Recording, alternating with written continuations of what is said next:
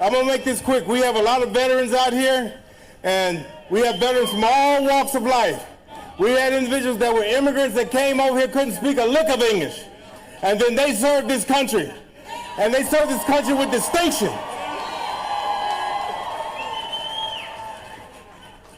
We took an oath to this country not to no king. Okay? And we need to remember that. We stand up for America, for everybody that walks this earth.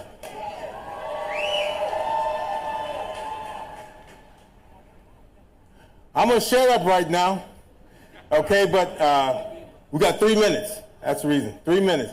But remember, we took an oath for this country, and we took an oath for this country for every person that walked in America. And when I was in uniform, I was proud to wear that uniform, knowing that I was representing the United States. When I was over in Europe and other places in Germany and Korea, we knew we took an oath to represent America. Now, if you go over to the other countries right now, I guarantee you, they're looking at us laughing, okay? But you guys keep your heads up high, and remember, this is the United States of America. Hurrah!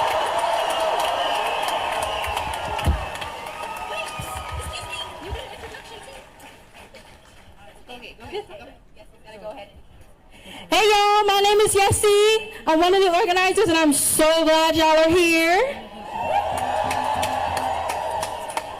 Alright y'all, the next person here is Senator Molly Cook. She is such an amazing person.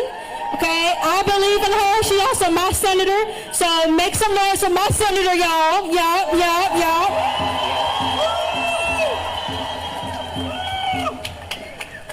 Good morning, y'all. I want to know who's in the crowd today. Is anybody here from Houston? Is anybody here from the suburbs of Houston? Did anybody travel today for an hour to be here? Fuck yes. The entire region is here today, y'all, and we are united. We are united around a couple of concepts. Cheer if you agree with me. We are united around our shared humanity. We are united because we don't think the Constitution dissolves just because you cross a border. We are united because there are no kings in Houston. And we are united because we don't want ICE in Houston either. I want to read y'all a couple of signs. Give me a cheer if you agree with them. Veterans against Trump. Liberty and justice for all. No kings, no fascism, no Nazis. I see one that says, fuck fascism. I want to tell y'all what's happening on the state level. Because the federal level makes headlines, the local level is close to you, but the state, it sneaks by you. Y'all, there were bills this year to destroy the judiciary, to get rid of the 3 branches. And our system ain't perfect, but we need that to keep us safe and to move forward. When we stood strong and stopped the passage of repealing the Texas DREAM Act, Attorney General Kim Paxton had to get with the president and do fancy footwork to take that away from the people of Texas, y'all. Every single time we make progress, they move the goalpost. They redo the committees. They redraw the lines. But you should take that as a cue to push harder. They can't win by being fair, y'all. They have to change the rules every time, so keep pushing. This moment demands 2 things of us. It demands courage. Because the reality is, if you want change, you take on damage. You link arms with your brothers and your sisters and your siblings, whether they are immigrants, whether they are trans, whether they are poor. You link arms and you push forward. The second thing this calls from us is discipline.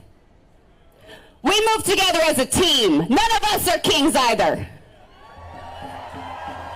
So every move you make, you put your neighbors in front of you.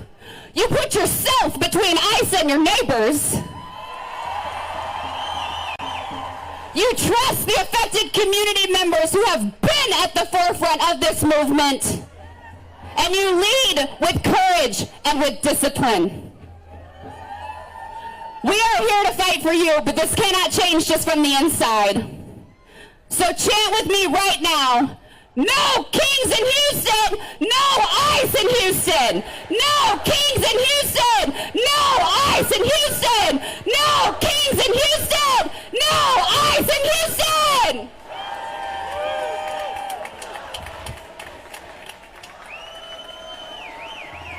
Okay, everybody, this next lady is no stranger to Houston. She served on city council, she's now a state rep, and she's a union girl. Let's hear it for Jolanda Jones. Good morning! Let me tell you something. We are not an oligarchy. We are not a monarchy. We do not have kings in these United States of America. This country was founded on immigration. And if you don't think that we better take it to the polls to take this country back, you are wrong. If you think it can't get worse, it can. I am a state representative. My name is Jolanda Jones. I represent House District 147. For those of you who don't know, you in House District 147. Let me say something. I'm going to tell you how this man who is a king in his mind is acting with the state. We had the votes to kill vouchers. He literally had a phone call with the Republican caucus the morning of the voucher vote. We had Republicans who were with us because they know vouchers are bad. He said, you better vote right, because if you don't, I'm endorsing against you. If you vote right, I'm endorsing for you. And if you don't vote right, I'm going to put millions of dollars against you. Let me be clear. He came in, we passed all this anti-immigrant legislation because Trump wanted it, because he wants you distracted. I'm the first black openly LGBT person in the Texas legislature. And if you don't believe he worries more about what he thinks we do in bed than he probably getting at home, he does, which is why every bill almost has an anti-LGBTQ component talking about biological sex. He is dangerous. We've got to vote. Lawsuits are not going to stop Donald Trump. Donald Trump is the one who created filing lawsuits against everybody for everything. You know who stops Donald Trump is Congress. Because Congress can vote against his shit. Congress can investigate him, and Congress can impeach him. So if you don't think paying attention to that is not important, at a minimum, you better vote for Congress. And I want to present something, because we're only supposed to be up here for 3 minutes, and I will not overextend my time, because I'm a trial lawyer. When a judge tells you got a certain time, that's what you better do. This is a certificate from the House of Representatives in the state of Texas. It is a certificate of recognition. Can I get some of the organizers here, please? To all whom these present shall come. This certificate is presented to the organizers of the No King mass protest. On behalf of the constituents of Texas House District 147, State Representative Jolanda Jones, which is me, proudly recognizes the organizers of the No Kings mass protest for their courageous stand for democracy and justice. Held in the heart of House District 147 on June 14, 2025, this day of protest boldly rejects authoritarianism and corruption In a time when Donald Trump acts like a king, threatening democratic institutions and interfering even in state legislation, it takes bravery to speak truth to power. Thank you for mobilizing voices and building a movement that defends our rights and reclaims our future. Thank you. I need to present this to you. Y por fin, repita después de mí. For those of you who don't speak Spanish, oh well, too bad. Go learn another language. Repita después de mí. No reyes, no reyes, no reyes, no reyes. Muchísimas gracias. My name is Jolanda Jones. I love you. I'm here to support you. Thank you. All right, thank you so much. Come on, Michelle. Good morning, Houston. Are there any teachers in the audience? My name is Michelle Williams, and I'm running for state representative in House District 127. I am a teacher, a single mother, a grandmother, and a fierce advocate for public education. You know, when I think about what courage means or looks like, I think of a time when I had to make a choice. It wasn't in a quiet moment. It was in the heat of fear and retaliation. I spoke out against some decisions that were being made that I knew would hurt our schools and our students. And in return, I faced threats, loss of my teaching contract, and reassignment to a bus barn. But they thought I would back down. They thought I would shrink. But instead, I chose to stand taller. I showed up at the next board meeting because my students and their futures was worth every word I spoke and every risk I took. But guess what? I wasn't alone in that room that day. I was there for every teacher who felt silenced. I was there for every parent that was fighting for their child's education, and for every student that needed someone to believe in them. Because it wasn't just my story that was on the line, it was our story. And when the Texas Education Agency finally ruled that what happened to me was wrong, it wasn't just a moment of vindication. It was proof that when we fight together, when we refuse to flinch in the face of injustice, this is who we are. We fight what's hard. We stand together. And when those in power fail our kids and our communities, we band together and build something better. And if we do that, if we believe in one another, there is no limit, trust me, to what we can do together. Thank you.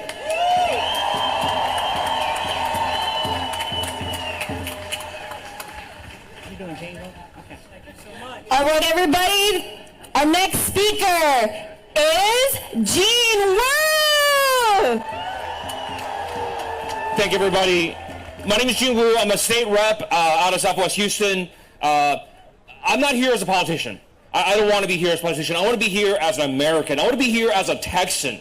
And I want to tell you why I'm here and why I'm happy you're here. It's not just about the ICE raids. It's not just about the loss of due process. Why I'm glad to see all of you, why I'm pissed off, is because for the last half century, our government has spent its time stripping away everything that helps make us great, strip away all the things that puts us back in the middle class, all the things that keeps the American dream of life, thing after thing, education, healthcare, infrastructure, everything been stripped away piece by piece. And we've given it up to the billionaires. We've given it up to the money class. We've given it up to the big donors and the corporations. And all of us are here because we're looking around each other and saying, why do I work so hard but suffer so much? And the reason why that's important is because then we look for somebody to blame. And whether it's immigrants or trans kids or Muslims or any other group that is having their neck stepped on by Donald Trump and Republicans. It doesn't matter what we need to fight, is fight against all of that. Fight against this idea that Americans are just here to work and grind themselves to death so you can make money. I want to rebuild the American dream. I want us to fight for what made us great.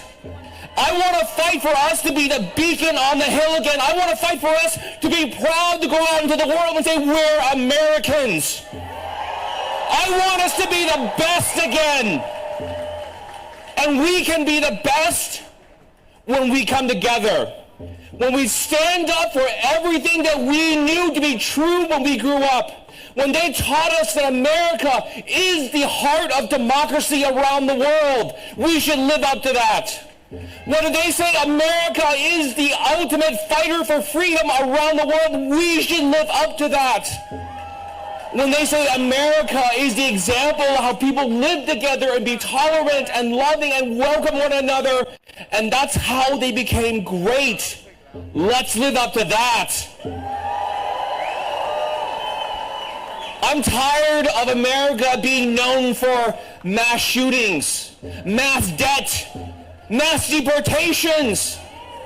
I want us to go back to what the world knew America as. We are the machine that destroys kings. Let's go live to that.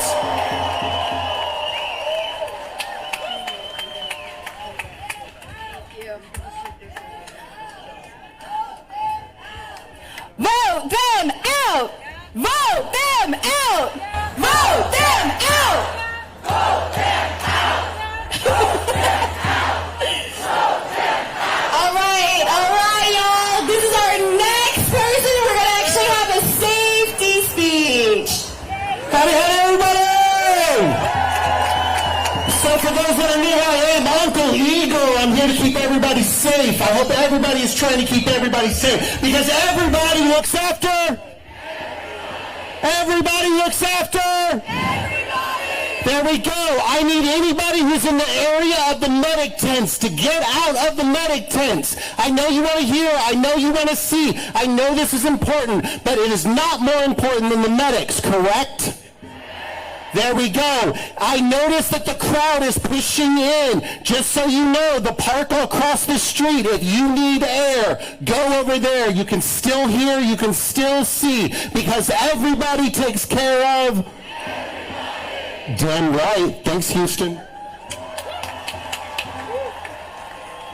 All right, let me introduce Joe from HRC. Hello, Houston, and happy Pride. My name is Joe Mendoza. I've been part of the Human Rights Campaign work in Houston for 7 years, spending the last 5 years focused on bringing communities together and pushing for political action that makes a real difference. On behalf of HRC, we want the city of Houston to know that it is not only our privilege to be with you in this peaceful protest as members of this community, but also our duty as Americans to demand equality, equity, liberty, and justice for all. I'm also here in my personal capacity as a fellow Houstonian, as a proud bisexual, as a proud father of an awesome daughter, and as a proud descendant of Mexican Americans living on this indigenous land, whose family ties back to this region 100 years and to this state 150 years. As someone that sees history repeating itself and understands the importance of this moment. In 2006, I led a walkout my senior year of high school in protest of racist immigration policies that passed a Republican-controlled House under President Bush. We marched 3 miles on a rainy day to this very spot to join countless other Houstonians in protesting unjust policies and racist legislators trying to legalize their bigotry. That bill failed in the U.S. Senate, but we know the work to safeguard our institutions is never ending. And almost 20 years later, here we are again, fighting the same bigotry disguised as patriotism. This time, rage baiting and racism has found a new home in the swamp that has become the Republican Party. A party now rooted in MAGA hate and white supremacy and white nationalism, waving the American flag in blind subservience to fascism. The American flag that has always strived to represent freedom, unity, and the values of our nation when the Founding Fathers sent the Declaration of Independence to the last madman who tried to call himself king. We grew up reciting the Pledge of Allegiance to that flag, which promised liberty and justice for all, and taught us that America is not only indivisible, but a republic. A constitutional republic where sovereignty rests with the people. A representative democracy where power belongs to the people in their consent to be governed, and not one person or wannabe king. It's said that the American flag should be turned upside down in times of dire distress. Now is that time. Over the time this dotard has been in power, the Klansmen pulling the strings have continuously assaulted the foundations of our republic with their blitzkrieg against the Constitution and Bill of Rights to try and create cracks in that foundation. Through history, we know that any cracks in that foundation from their assaults are only the first step in their attempt to crumble the institutions of our democracy and establish authoritarianism. We know that attacks against the LGBTQ community will not stay isolated to just us queer folk. We know that attacks against the black and brown communities will not stay isolated to just us people of color. We know that when they come for one of us, they inevitably come for all of us who are not part of the ruling class. Now is the time for all of us, regardless of citizenship status, gender identity, sexual orientation, race, ethnicity, or religion, to speak out, show up, run for office, and protect your neighbor, for there is no one left to speak out. If you ever wondered what kind of person you would have been in the 1930s during the rise of fascism and establishment of authoritarianism, now is that time. If you identified as a Reagan-era or Bush-era Republican or Libertarian, waving "Don't Tread on Me" flags, promising to stand up against government overreach, now is that time. If you took an oath to protect and serve your community, to defend the Constitution and stand with the people, now is that time. If you ever saw injustice and oppression in the world and wondered what you would do if tyranny ever tried to break down our doors, now is that time. If you ever looked at our elected officials who are absent or passive in their resistance and wanted to hold them accountable by running for office, now is that time. Now is the time to make it loud and clear to Trump, Abbott, Dan Patrick, and Democrats in name only that in these United States of America, in the Republic of Texas, and in the city of Houston, we have no king, we need no king.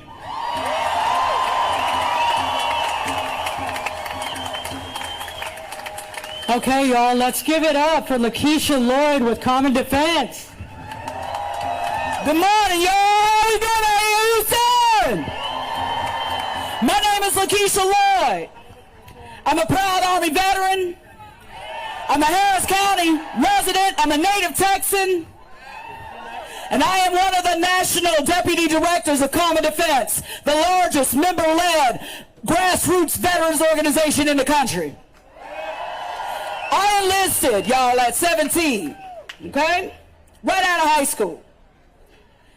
And I just happened to have graduated from my advanced Army training 23 years ago today on the Army's birthday. I wore that uniform with pride. But let me be clear, I didn't serve a man. I served the Constitution of these United States. And that oath never went away just because I took off the uniform. It didn't expire. And that's what brings us here today. At Common Defense, we say no kings. Not as a hashtag, not as a soundbite, but as a truth. A truth about who we are and what we represent. This country was founded on rejecting monarchy and on standing up to unchecked power.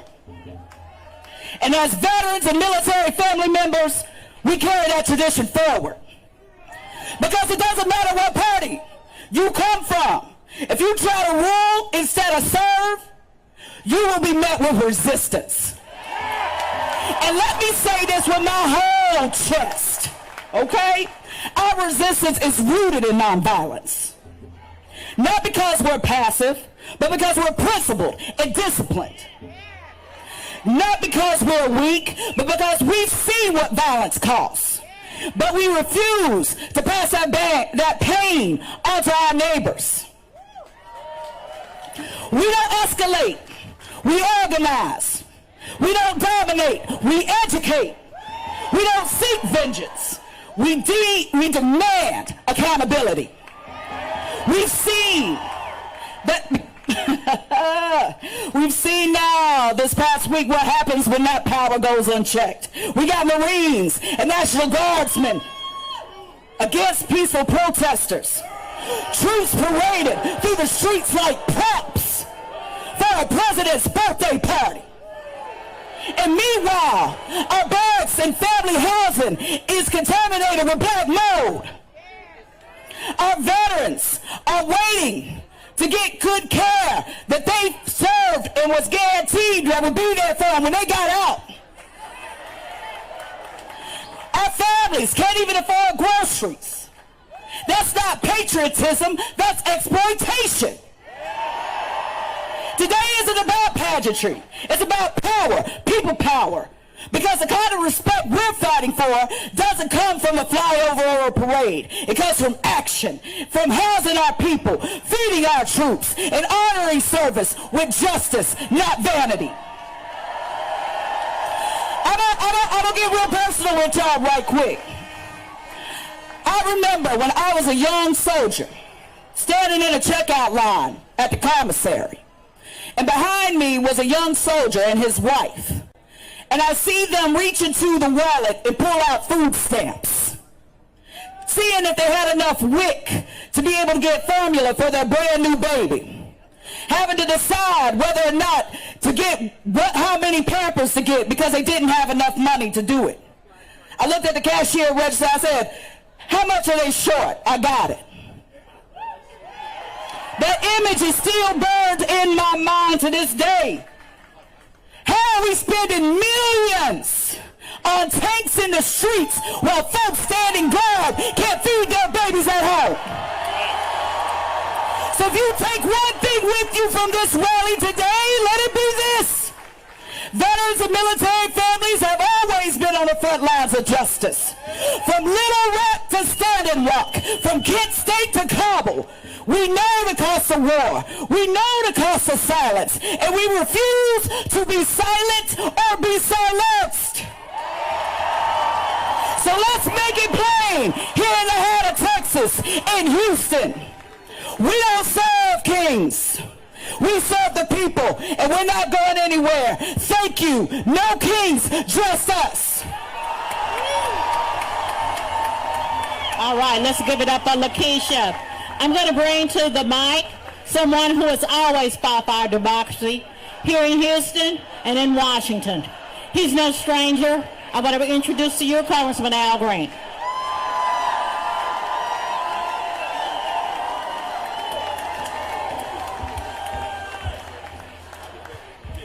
Thank you, Jackie. If I may just start with this, friends. There were people who spent a lot of time to bring this event to fruition. They were awake at night. They took a lot of risk, but they're proud to do what they've done. And I think we should be proud to acknowledge what they have done. Would you give the organizers a big expression of love, please? The big expression of love for the organizers. By way of further introduction, I'm the Al Green who stood up at the joint session of Congress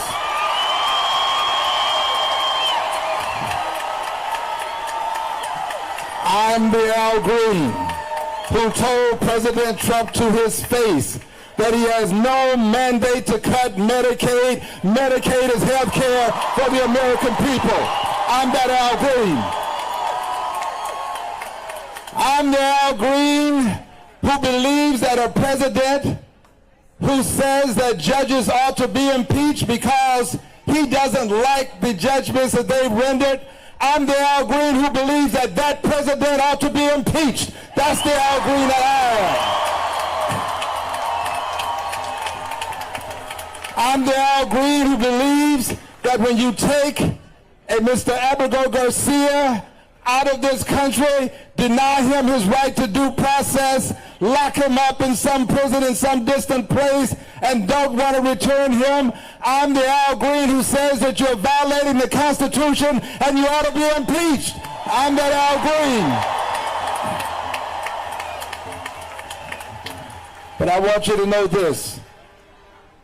We are not a country that will tolerate persons appearing on the street and taking women into custody and pulling the mask down over their faces. In this country, the police wear no mask. Demask the police in the country. This is the United States of America. And I want you to know, I'm going back to Congress with one thing in mind. I want you to know that when the courts can't stop him, and when Congress won't stop him, then there is going to be at least one member of Congress who is going to bring articles of impeachment against him.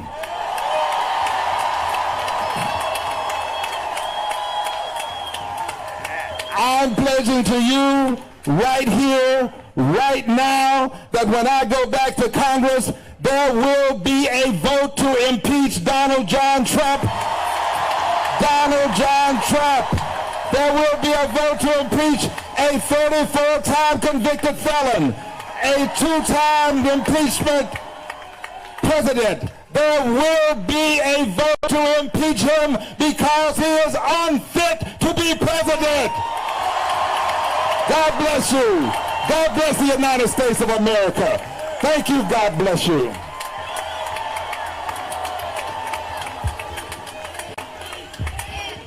Impeach.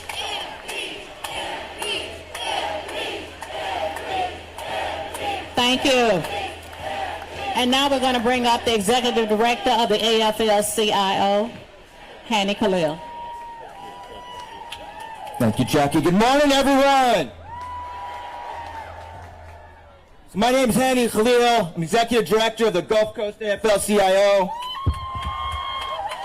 That's the federation of 75 unions and 60,000 union members fighting for working people right here in Houston and across the Gulf Coast. Let me start by thanking our brothers and sisters from the Theater and Stagehands Union Local 51 for handling our AV today. And let me also say this. I've been to a lot of demonstrations. I've been to a lot of marches and rallies here at City Hall. This is by far the biggest rally at City Hall I have ever been to. Give yourselves a hand.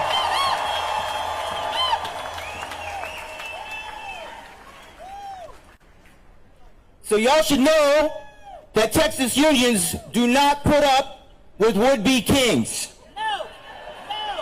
We fight for the Texas that all of us deserve. And we do not bow down before bullies or billionaires who want to stop us from getting there. Every day, unionized workers fight for fairness and due process in the workplace. So when more and more of our members, our co-workers, our family members are met with workplace raids by ICE and communities are being cruelly torn apart, immigration is a union issue. I don't know if you heard, but a week ago in Los Angeles, our union brother, David Huerta, president of California SEIU, was thrown in jail just for standing with immigrant workers and for peacefully observing an ICE raid. But in this country, we don't allow our co-workers and our neighbors and our family members to be torn away by people wearing masks, do we? Fact is, immigrant workers are essential to Houston. Imagine how this city would function if the workers who work in the hospitality industry, in the janitorial industry, and the construction industry were just deported, we wouldn't have a Houston. And what about the federal employees that Elon Musk has been sacking left and right? Doge, also without due process and trying to strip away their collective bargaining rights. What happens, folks? What happens when the next hurricane hits Houston? And it will. What happens if FEMA employees and those immigrant workers that this city relies on aren't here? Who's going to rebuild our city? We can't allow Trump to do what he's doing. And so that is why today I want everyone to be clear about where the labor movement is. We are calling for the release of all unjustly detainees and an end to these lawless raids. We want all these immigration proceedings to uphold the principles of due process that we fight for every day, and that all detainees are guaranteed their rights under the Constitution. And we want Texans' right to peacefully assemble and protest to be respected. Do we not? Now Donald Trump and Greg Abbott, they want to silence us. They want to intimidate us. They keep talking about invasions and insurrections and sending in armed troops. Has Houston been invaded, folks? No, this is Houston. This is Houston. And so we will do what unions have always done. We will put solidarity into practice. We will speak out boldly and peacefully and fight against injustice. And with all of you, we will remind the billionaire class, there are no kings in our United States. No kings in our United States. And whatever comes today and in the weeks and months ahead, I want you all to remember this. You cannot detain a movement. You cannot deport solidarity. You cannot detain a movement. You cannot deport solidarity. Thank you. Thank you, Hanny.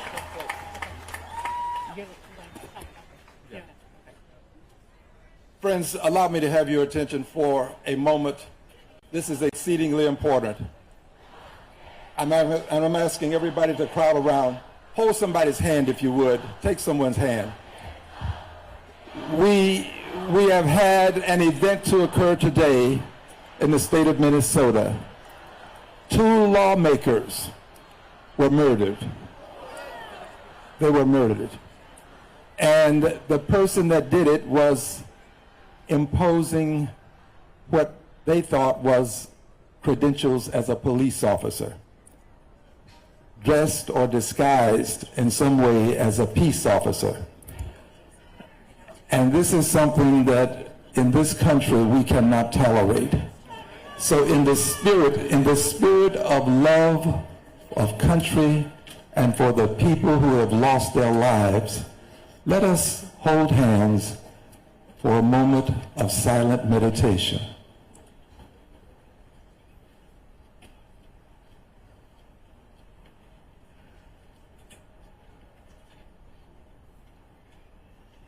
Thank you. And as we move forward, let's remember this. In this country, we resolve our differences with peace, with peace, with peaceful protest, with peaceful protest, peaceful protest. Remember this. If we try any other means, we will be denounced as violent persons who have no place in civilized society.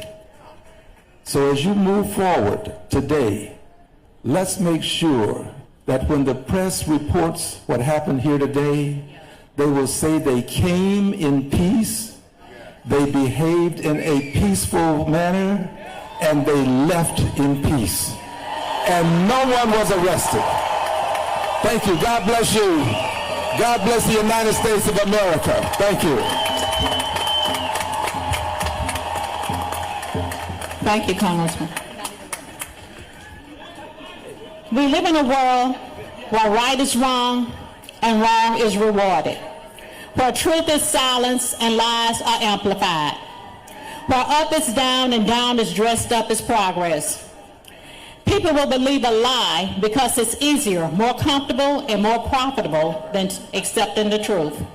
We've seen it not just in politics, but in our schools and communities, and even in some of our relationships. Integrity is now considered naive. Compassion is called weakness. And those who speak out are told to sit down and be quiet. But let me be clear. Silence in the face of injustice is not neutrality. It is complicity.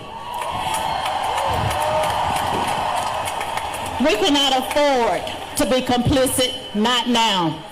There is too much at stake. There comes a time where we must decide who we are and what we stand for.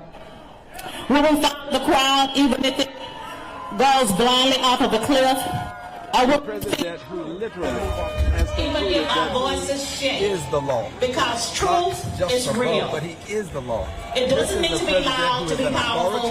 It just needs to be spoken. And who has devolved our country into authoritarianism. We cannot tolerate it. Enough of us, if enough stand of us stand up to speak the lies, but by use of what the Constitution permits. In this country, we have a Constitution that allows us to remove an unfit president. He is unfit, and I'm going to bring articles of impeachment against him this month. We will vote in the Congress of the United States it just needs to be spoken. Or not to impeach the even when enough of us stand up and speak it, the lies will begin to crumble. We are free, we don't bow. We are free. The message is, we will not you are not alone. This president has We're not put here to blend in. Like you're We're put here to be bold. Suspect. To be bold in the light of darkness. And to remind the world that truth still matters. Justice still matters. Democracy still matters. And doing what is right, even if it costs us, is still worth it. They ought to be respected. You're not going to just round people up and then take them out of the country without allowing them to have due process. And only those who are guilty of something ought to be rounded up. Not just everybody. Children shouldn't be taken out of the country. You ought not have sick people being thrown out of the country. This is the United States of America. We got the Statue of Liberty. State and local We government say, bring your employees tired, your and poor. nurses and Bring other us those healthcare masses, you're going to be professionals. free. If it's to be He real, is the immediate we got to past have respect president for the law. of the This president does not 140,000 respect member the law. Florida He does not Education respect the Association. Latino community. He And served for on this, the he's AFT going to be Executive impeached. Council as the We're not executive vice allowing for president farm for 6 workers and years. people who work in hotels and Before being service elected industry. Well, I'm glad you brought this up. The Secretary-Treasurer. president now wants to Since make an becoming exception for farm Secretary-Treasurer of workers. the AFT Well, he created the 2010. crisis. He's notorious for creating a crisis and then saying, oh, let's solve this crisis so that he can somehow think that he has done something great for the American people. No, if you create the crisis, you have a duty to solve it. You have a duty to resolve it. And we expect you to resolve it. And when you don't resolve it, then you ought to expect us to do what we're going to do. And that is bring articles of impeachment against you. You are an authoritarian president. You do not deserve to hold the office you hold. This is a country of the people, by the people, for the people, not of the billionaires, by the billionaires, for the billionaires. You and the billionaire class. You and Elon Musk, whom you had a slight breakup with, both of you have to go. He's already out. You're going to go, and so is the vice president. Both of you should be impeached. We're going to bring articles against both of you. What's your message to the thousands? He would go on to become a music teacher and a band director. Thank you for being here. The presence of this He is also an accomplished musician in his own right and has performed throughout the state and nationally as a saxophone soloist. I have so much more I can say, but time just won't permit. So I would say will thousands upon present to thousands. you But they my are friend and also brother, doing this in Fred tandem Seymour, with thousands upon Secretary-Treasurer of thousands the on the AFT. East Coast, thousands upon thousands on the West Coast. In summary, we probably have millions of people out today, and to them I say, this is what we must do. When the courts can't stop the president, when the Republicans won't stop the president, then we The people have to stop this ruthless, reckless, authoritarian president. If the courts can't do it and the Republicans won't do it, we the people will. God bless you. When our rights are under attack, what do we do? Houston, are you in the house? People who care about freedom. People who care about justice. People who care about this country. People who love our public schools. People who love our students and our children. People who care about immigrant rights. People who don't care who you love. People who will stand up to Donald Trump in Washington, D.C. I say this every day, but I'm saying to you, Houston, Donald Trump, we're not afraid of you.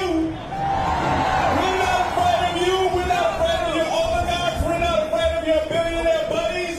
We are the people. So why come down to Houston? Why come down? Why is this important to the nation? Why is this important to the world? 5 days. In 5 days, we celebrate something called Juneteenth. 5 days. Just a little over 30 miles from here. Way back in 1865, some people were free right here on this very land in Texas. And today, we're coming back again to say we are free people in the United States of America.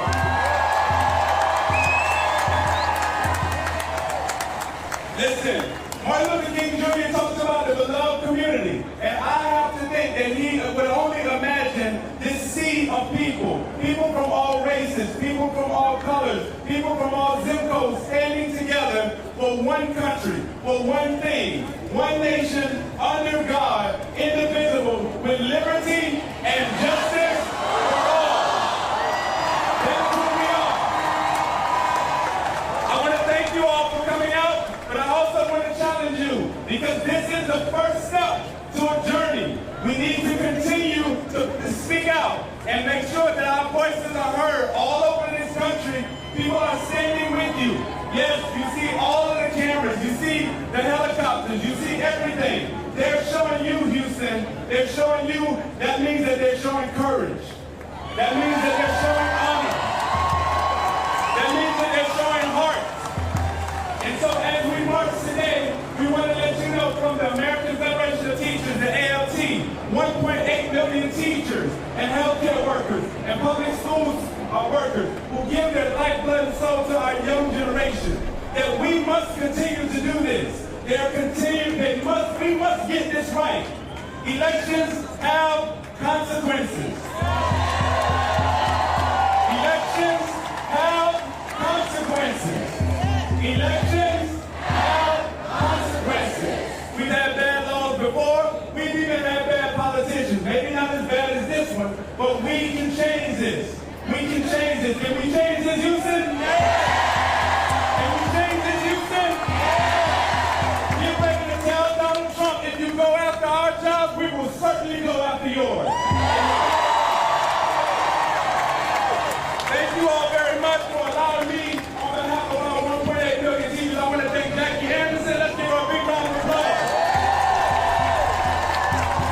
I want to thank Texas AFT's up Capo and all of the teachers and cafeteria workers and paraprofessionals and secretaries and all of the folks in our schools. We know that Houston has been ground zero for everything that's wrong. You cannot take over a school system and then underfund the students. You cannot dismiss teachers for no cause. You cannot underfund them in our classroom. You must support the people who support our children. Thank you all so much.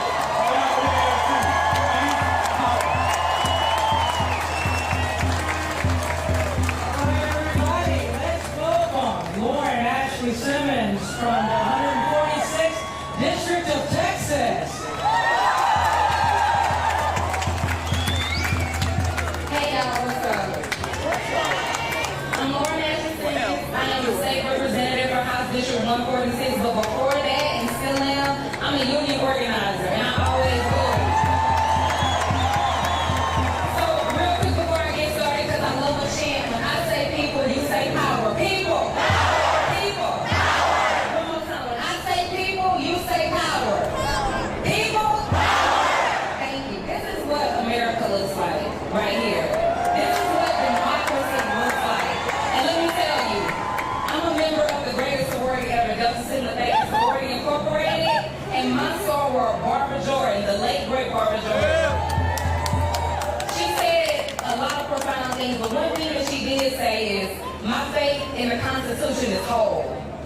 And even though it wasn't written with her in mind, it wasn't written with me in mind, it wasn't written with you in mind, it's worth protecting. This is our city, this is our state, and this is our country. And it is worth fighting for. When they come for one, they come for all. When they come for the black community, when they come for the brown community, when they come for the LGBT community, when they come for our history, when they try to erase us, that's not a show of power, it's a show of fear. So what are we gonna do? What are we gonna do? We're gonna stand up and do what? Fight back. When our community is under attack, what do? Stand up. We out here because we love where we're from. We love our people, we love our community. This is what they're scared of, y'all. Look at this, look around you. If you ever ask yourself what you would have been doing in Nazi Germany, if you would ever ask yourself, would you have been helpful on the Underground Railroad when my people were trying to escape for freedom? You would have, because you're doing it right now. I don't care what they say. I don't care what they try to write about us. It matters that we are out here today. This is our state. This is our city. This is our country. And we're going to fight for it every single day. I love y'all so much. And I appreciate y'all so much. Because our communities are counting on us. And this is the moment. There are so many historical parallels right now. And we have to be loud. We have to be loud. The governor sent the National Guard out here because they were afraid of our voices. Actually, you could feel pretty damn good. I feel good right now. I've never felt more empowered. And there have been many times I've been heartbroken and disappointed in the state. I just came off a brutal, me and my colleagues just came off a brutal 140-day legislative session. But you know what got us through? Representative Morales, what got us through? It was y'all. It was the people. It was y'all's power. Because y'all sent us up there to do a job, and we gonna do it. One more time before I leave here. When I say people, you say power. People! Power! People! Power! All right, I love y'all. Thank you so much. Okay. Thank you so much. We're doing well. It's getting hot, and we still have to do the march. I'm going to bring up someone who's always in the fight with us. Whenever I called, he was there. He might be running late, but he shows up. He's the president of the Houston branch of the NAACP, Bishop James Dixon. Let's give it up for Jack Anderson one more time. Let's give it up to all our labor leaders one more time. To all of our bold, brave elected officials, let's give it up for all of them one more time. And let's give it up for all our community and faith leaders out here. Let's give it up one more time. Again, my name is Bishop James Dixon. I'm humbled to serve as the president of the Houston NAACP. I'm humbled to be a pastor in this community. More than that, I'm humbled to be your brother. Because I believe in a principle. I call it one family, one future. And I believe that at this time in America, the voices that we are raising today need to be heard. The demonstration that we are modeling today needs to be seen. That we understand at the end of the day, we're one human family.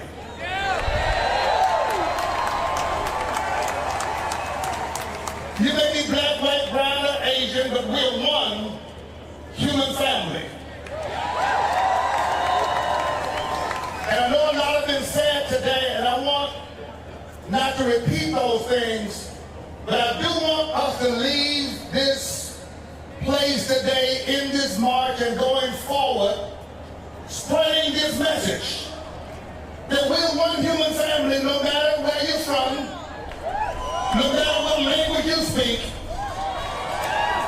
no matter what religion you practice, and no matter your political affiliation. God made all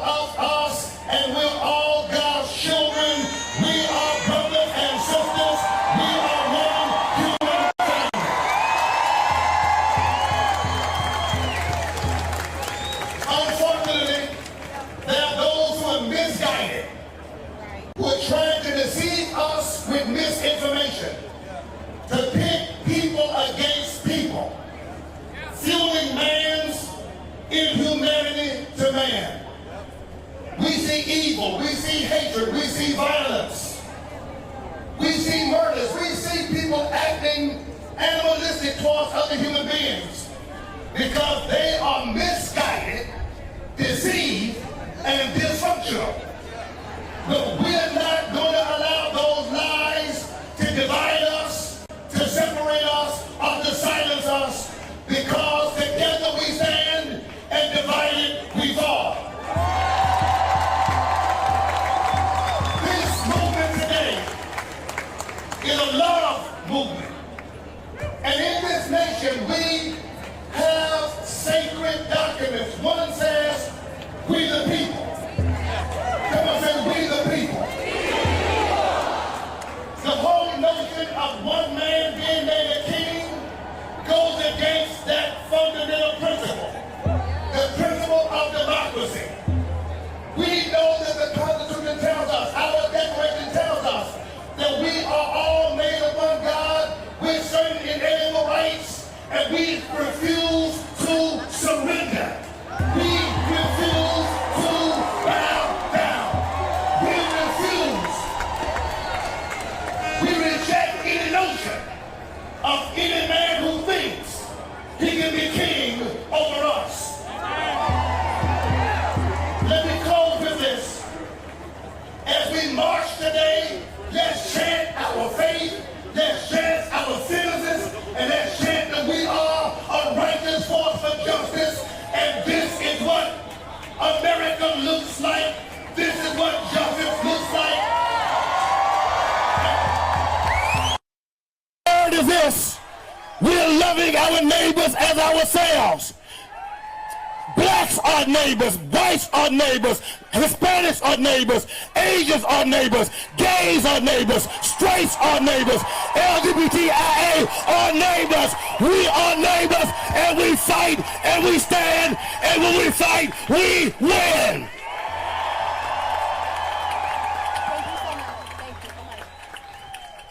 All right, y'all, you know what time it is?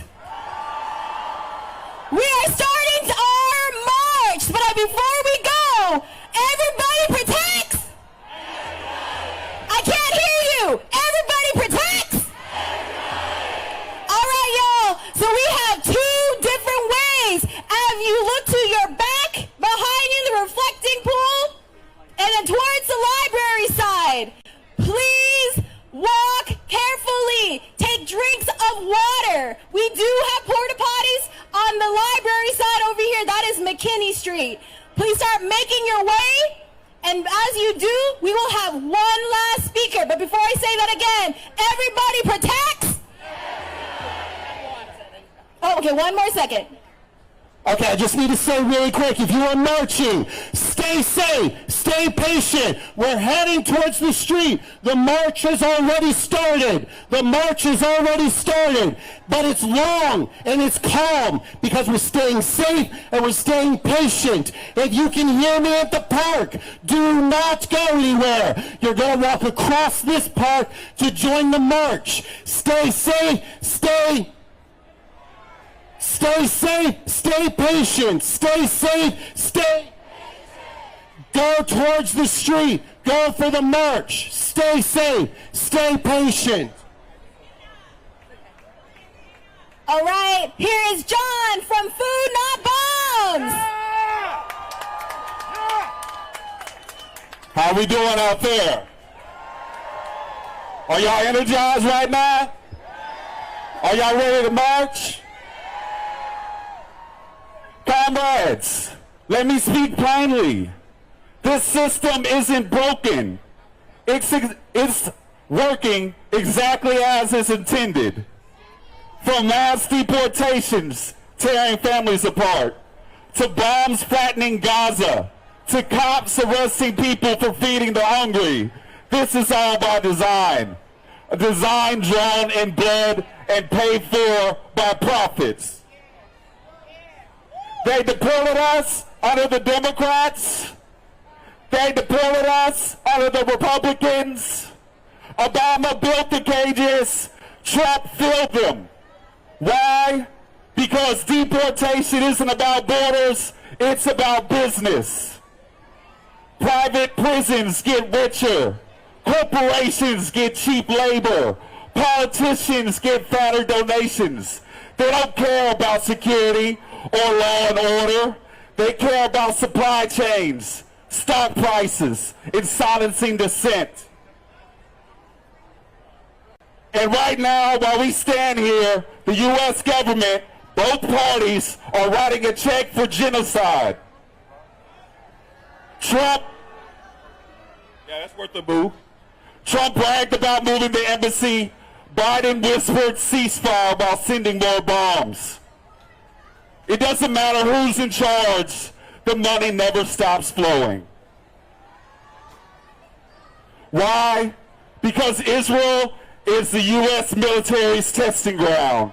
Every bomb dropped on Gaza is an advertisement for Raytheon. Every child killed is another warning to the global South. Resist, and this will be you. And here at home, they make it illegal to share food, illegal to house the homeless. It's a system built on cruelty. Why? Because under capitalism, misery is the product. If we feed each other, if we house each other, if we organize, we prove that we don't need them. And that terrifies them more than any protest ever could. Democrats cry about justice while increasing police budgets. Republicans scream freedom while banning protests. Don't be fooled.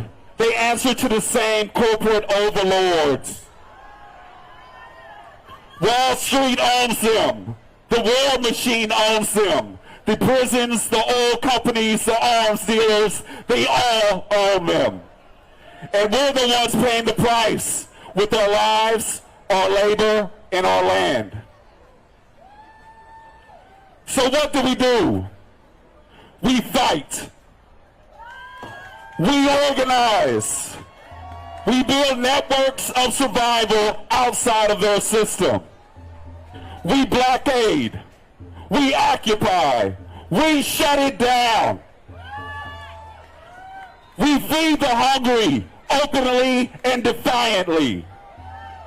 We expose their lies loudly and relentlessly. We make it impossible for them to ignore us. They want us divided. They want us hopeless. But we have the numbers. Look around you. We have the rage. And it's time to take this down. The system won't be voted out. It'll be dragged out, kicking and screaming.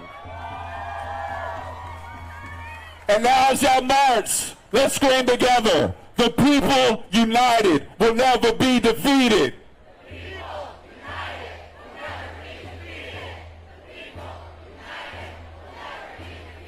Thank you.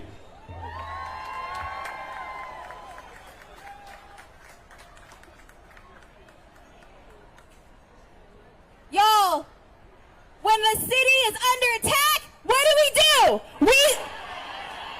When the city is under attack, what do? Again, when the city of Houston is under attack, what do? Thank y'all so much. And right now we have a musician. His name is Dana, and he'll be doing some song to, a special homage to Donald Trump and the ketamine kid himself, Elon Musk. One more time. When the city of Houston is under attack, what do? When the city of Houston is under attack, what do? All right, stay safe, y'all.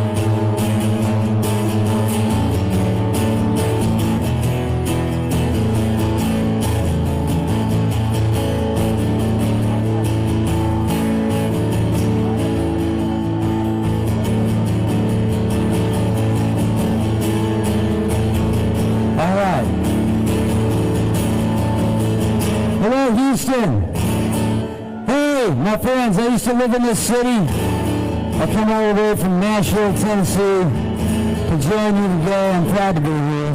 Exercise. My first time in my life.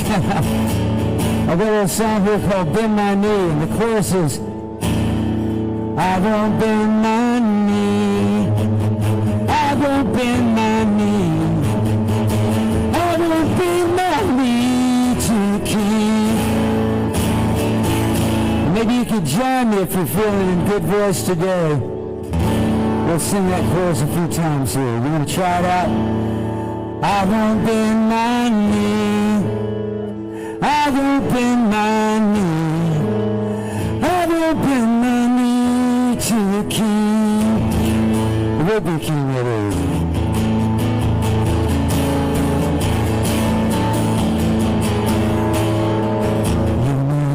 Yourself a king, but I see your true worth. You surround yourself with shiny things, and the richest men on earth. Your hours yours, proud and free, no man is above me.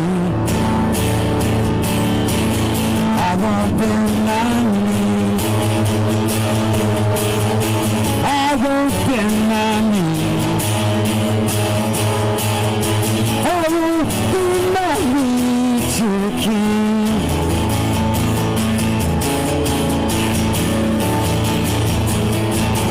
Well, I bend my knee to humanity.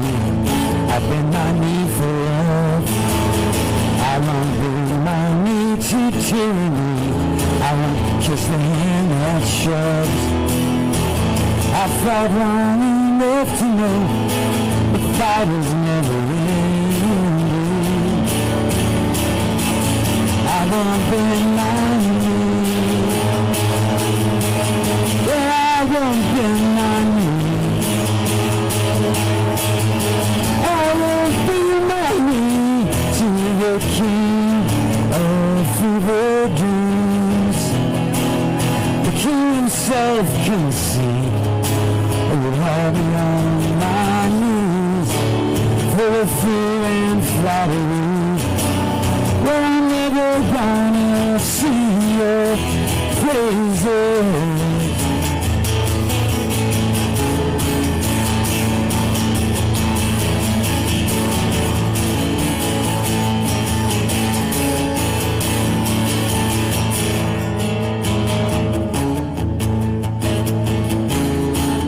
You can whitewash history. You can laugh at your cruel jokes. Lie and deny your villainy with your boot upon my throat. I lift my head, I raise my voice. No bully can defeat me. I won't bend my knee. Oh, I won't bend my knee.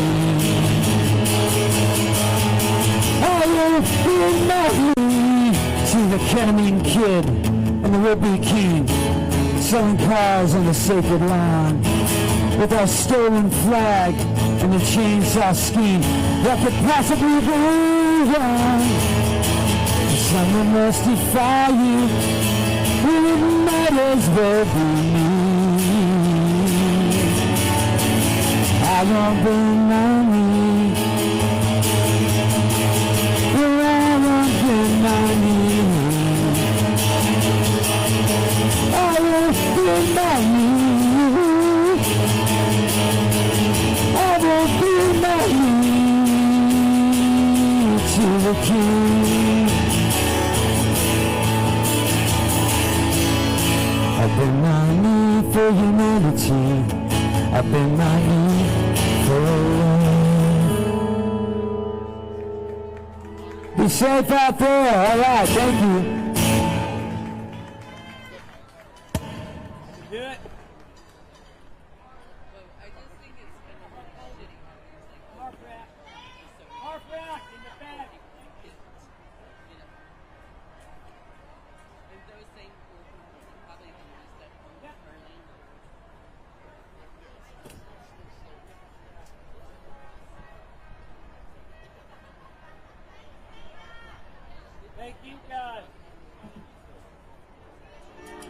Hey, thank you. Hey, you guys. All right, I'm going to sing another song. If you can hear me out there as you're marching, you might sing along with this one. It's an old Woody Guthrie song. Thank you. Thank you. Old Woody Guthrie song. And he had that guitar that said, "This machine kills fascists." My father fought against fascism in World War II. I miss my dad, but I'm glad he can't see the shit that's going on now. So you know the words for this one, I'm sure.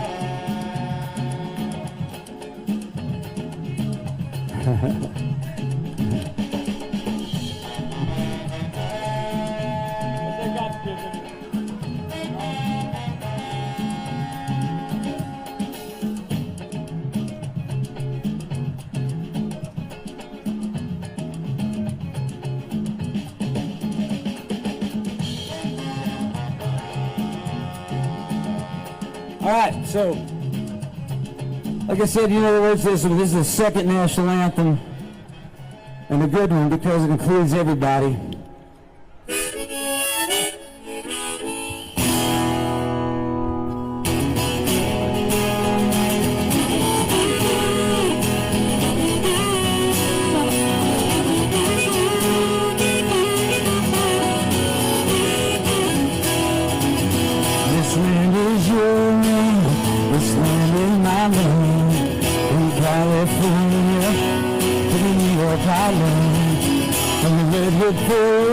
The Gulf Stream water. Oh, this land was made for you and me.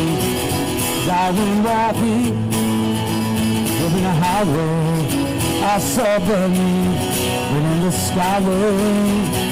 I saw the Golden Valley. Yeah, this land was made for you and me. This land is your land. This land is my land.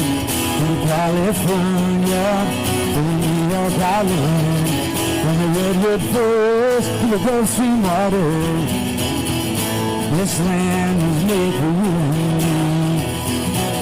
I've leaned and rambled, follow my footsteps, with sparkling sand of the diamond desert, and all around me, the voice was sounding. This land was made for you and me. This land is your land. This land is my land.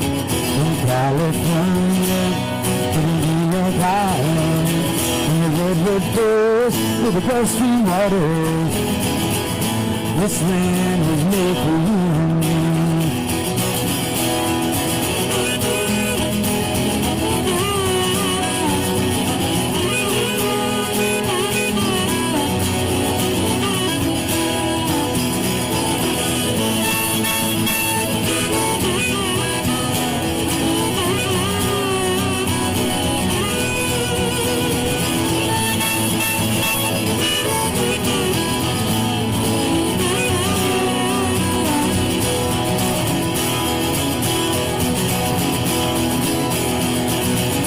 While we were walking, I saw a sign there. On that sign it said, "No trespassing." But on the other side it didn't say nothing. That side was made for you and me. This land is your land. This land is my land. From California to the New York Island, from the Redwood Forest to the Gulf Stream waters, this land was made for you and me. Nobody living can ever stop me as I go walking that freedom highway. Nobody living can ever make me turn back. This land was made for you and me. This land is your land, this land is my land. From California to the New York Island, from the redwood forest to the Gulf Stream water, this land is made for you and me. This land is your land, this land is my land.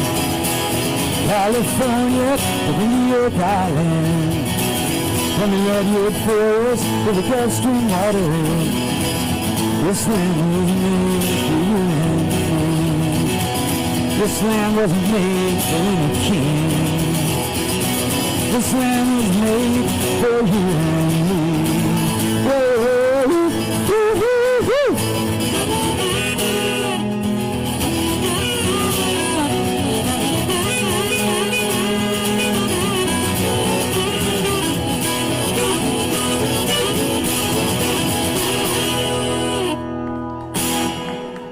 Part of the people.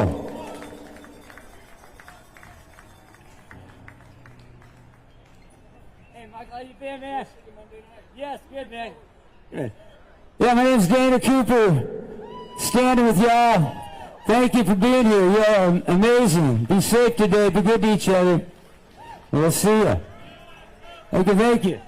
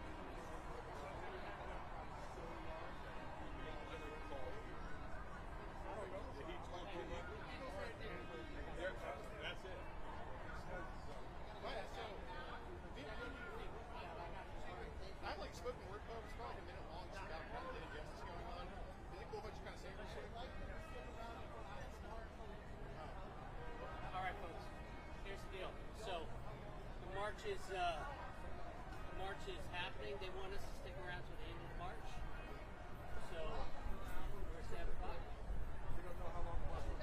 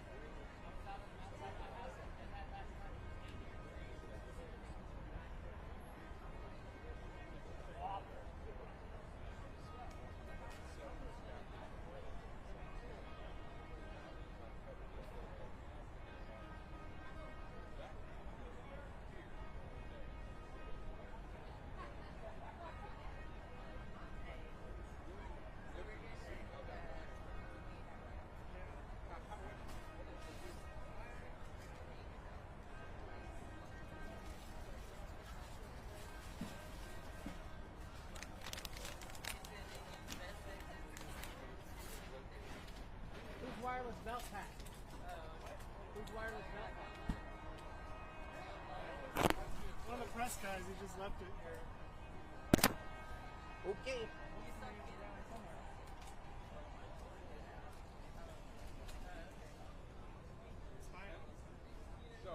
I didn't get to see Glenn and Brandon.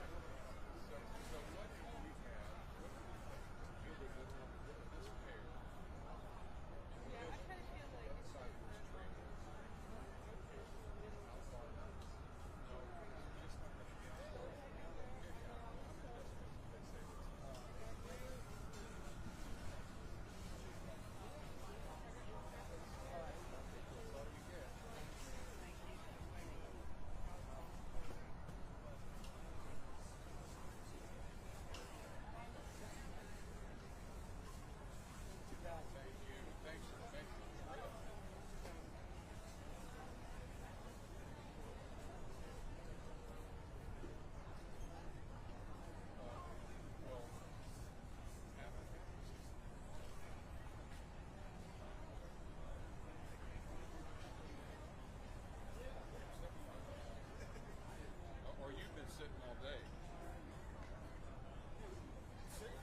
I think I might.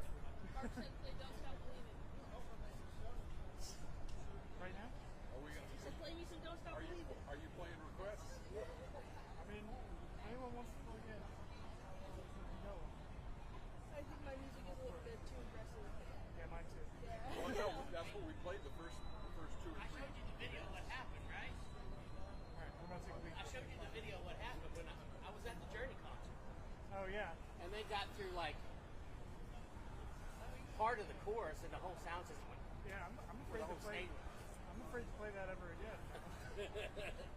Seems like it might be cursed. And then we went to watch Pat Benatar at the at Sugarland. I'll be right back. And they lost sound too. We're watching.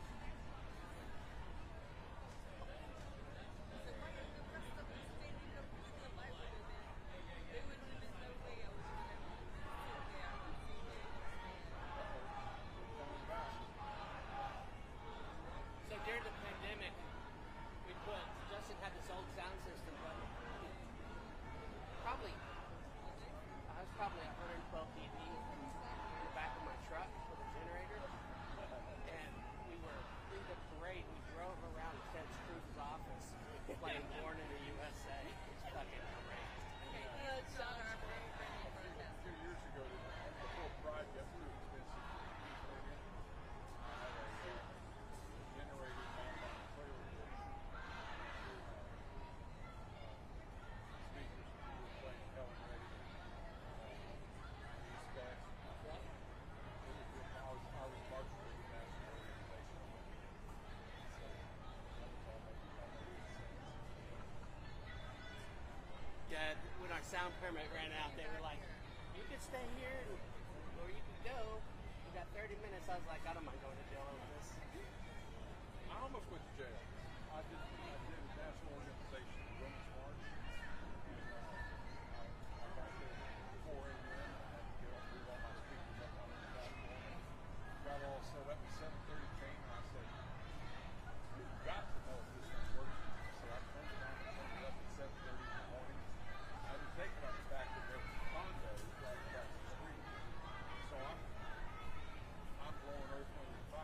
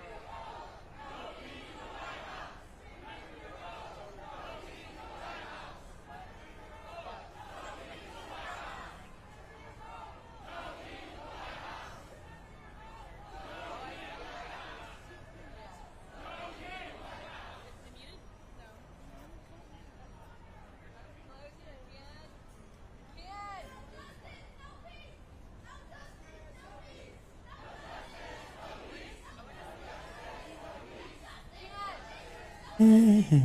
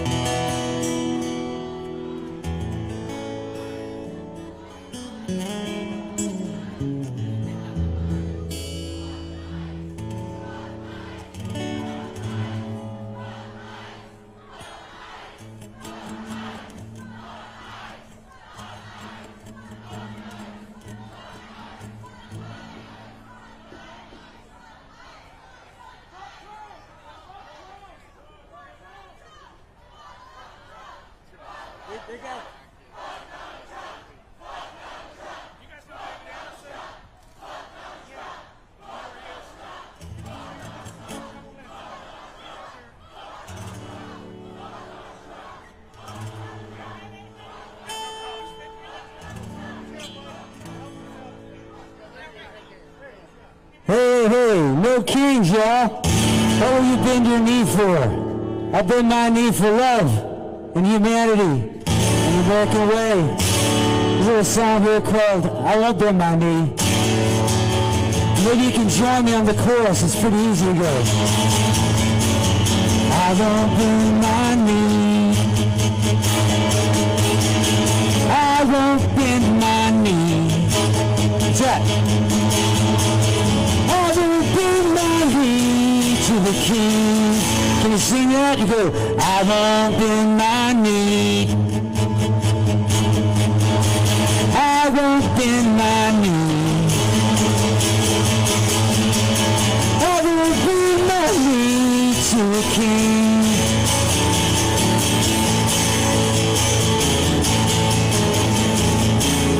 Oh, you might call yourself a king, but I see your true worth. You surround yourself with shiny things and the richest men on earth. Well, I was raised proud and free. No man is above me.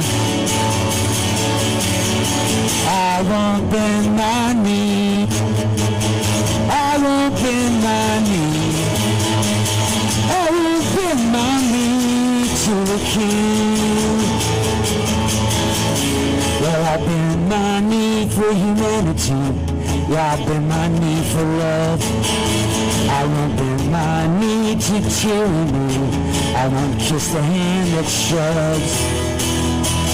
I thought long enough to know the fight is never ending. I won't bend my knee. No, I won't bend my knee. I won't bend my knee to the king of fever dreams, the king of self-conceit. Oh, you have me on my knees for the fear and flattery. Well, I'm never gonna sing your praises.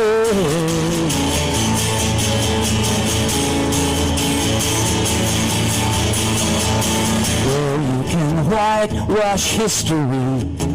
You can laugh at your cruel jokes, lie and deny your villainy with your boot upon my throat. Well, I lift my head, I raise my voice. No bully can defeat me. I won't bend my knee. I won't bend my knee. I won't bend my knee to the ketamine kid and the would-be king, selling cars on the sacred line with our stolen flag and the chainsaw schemes. What could possibly go wrong? Well, if someone must be fired, well, it might as well be me. That's right, 'cause I won't bend my knee. Donald, I won't bend my knee. I won't bend my knee. I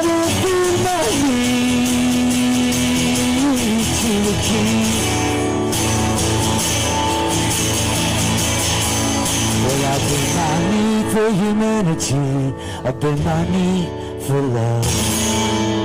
All right. No kings. Thank you. I'm Dana Cooper. Appreciate you guys.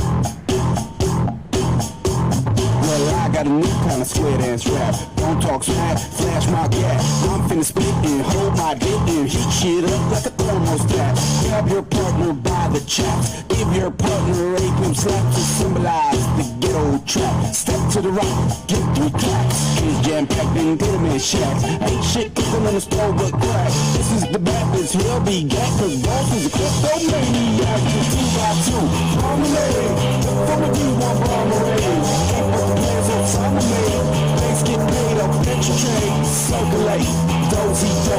How much cash could an OZ go to a low bed? And all their bills, my skin is black, my score is red. FBI coming round the outside, which one of us finna die tonight? Is we finna fly to crumbs to buy, or make a whole motherfucking world ignite? Everybody, throw them bows right up beside your partner's nose. By now you got bloody clothes, crabs in the barrel, so the story goes. Think of all their savage acts, grab and scratch from average cats, bureaucrats with strings attached, walk in place like the match. 2 by 2, promenade, from a B1 bomberade. Ain't but the plans on summer made, base get paid off pension trade, circulate, dozy-do. How much cash could an OZ go to a lower bed? And all their beds, my skin is black, my star is red.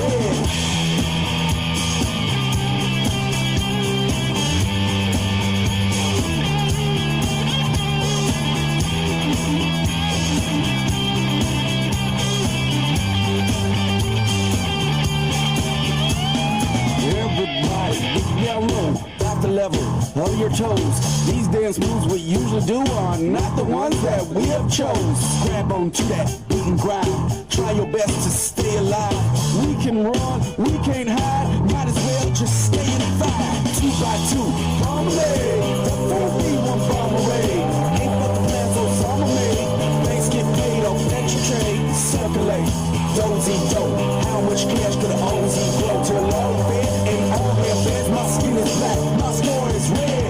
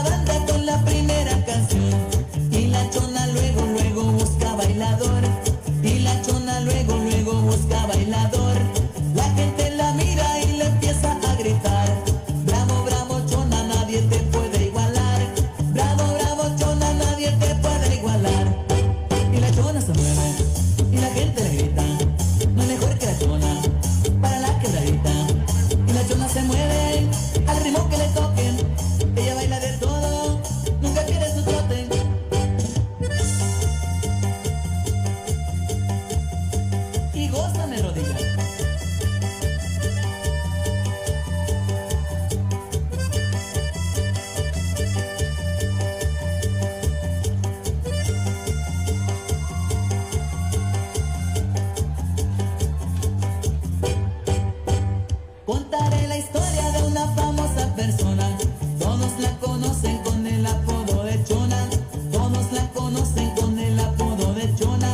Su marido dice ya no sé qué hacer con ella. Diario va a los bailes y se compra una botella. Diario va a los bailes y se compra una botella. Se arranca la banda con la primera canción. Y la Chona luego, luego busca bailador.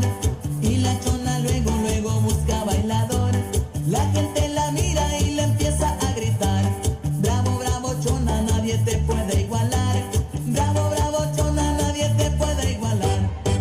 Y la Chona se mueve y la gente le grita. No es mejor que la Chona para la quebradita. Y la Chona se mueve al ritmo que le toquen.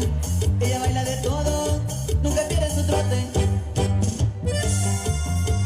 Ritmo y sabor. Los Tucanes de Tijuana.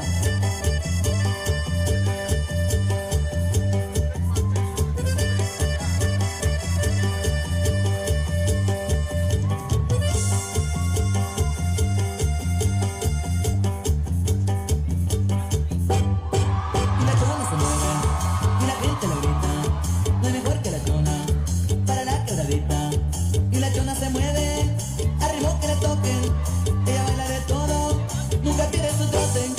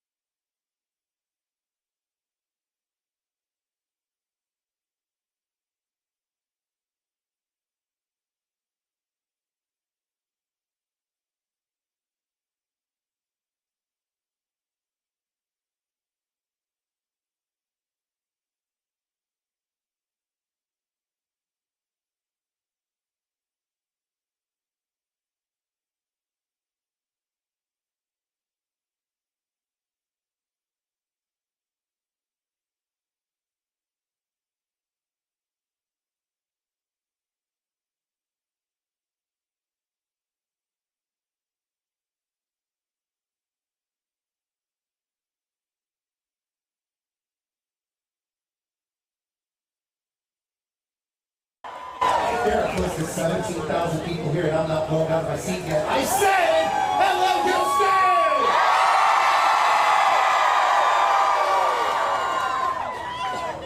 No. This can't be true. This can't possibly be true. The number I just got back, because I did that march with you. I just want you guys to know. Woo! So the number I just got back was 26 hours.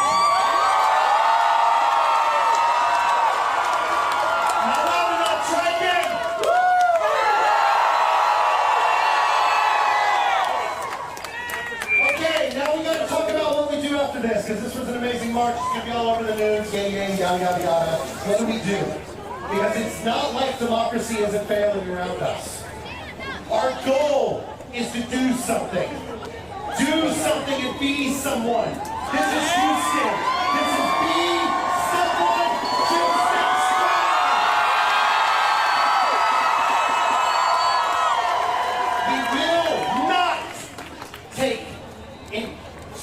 We will not allow ICE to come into our schools. We will not allow ICE to take our children, our friends, our families, our neighborhoods, our community. So what do? We organize. I want you to know that over here on the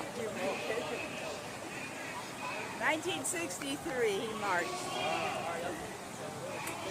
We're still marching.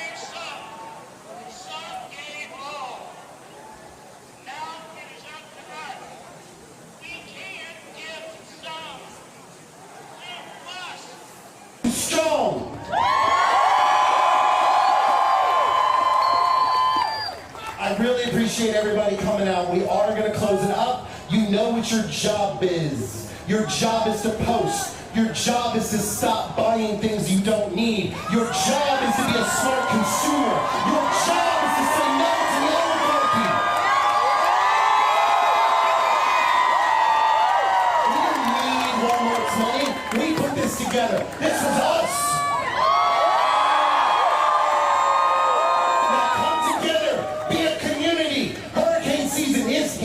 It's here. Be ready. Buy beef, buy rice, buy beans, buy pots, buy pans, buy utensils. Store them away. We need to feed our community. Our economy is not doing well. People will be out of work. People will be out of homes. Make sure you have guest beds ready. Make sure you have laundry clean. We will need help to house people, to feed people, to give them clean water. All the while we're doing this, we're saying no to the oligarchy. We're saying no to Donald Trump. We're saying no to Elon Musk. And we're saying we're taking back our society. The most important thing we all have to remember, it's something I say in every single freaking speech, no matter what. If you've ever done a protest with me, you know this. Everyone takes care of everyone. Let me hear that loud. Everyone takes care of everyone. Everyone takes care of everyone. That's the things that build community, and that's really what we need. We don't need to focus on politics. We don't need to focus on bull crap. We need to build our community. We need to be strong for our community, and that takes trust, honesty, time, community. Hey, anybody who knows me, that is organized with me, will not tell you what I've said is wrong. Trust, honesty, time, community. Because we're Houston strong, everybody. This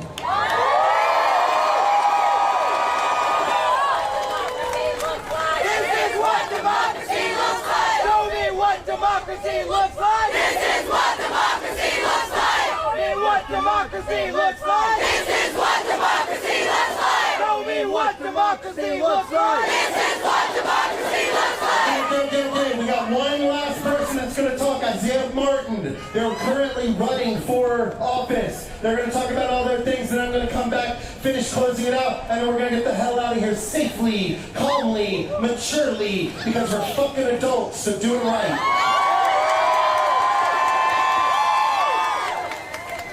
What's going on, Houston? What's up, Houston? My name is Isaiah Martin, and I am indeed running for the United States Congress. It is time to stand up to Donald Trump and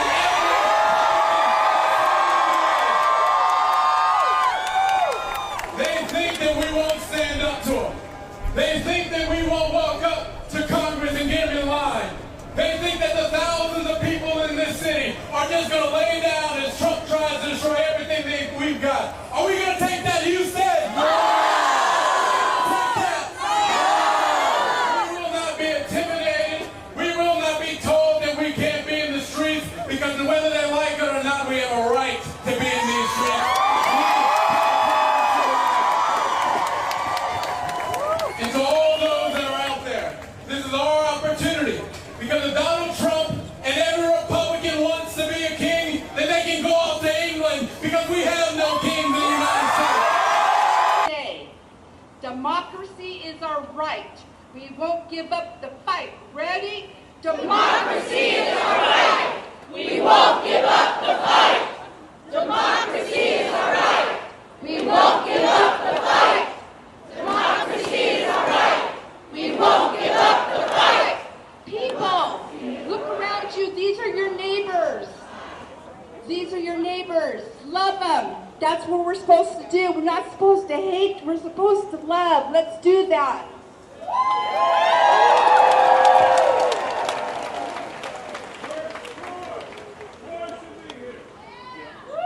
All right. Okay.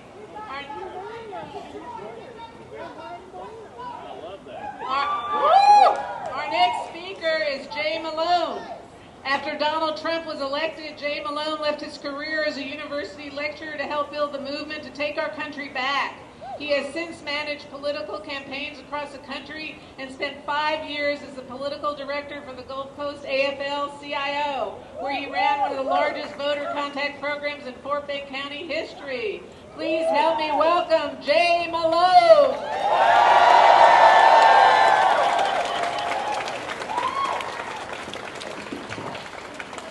All right, if you can hear my voice, clap once. You can hear my voice, clap twice.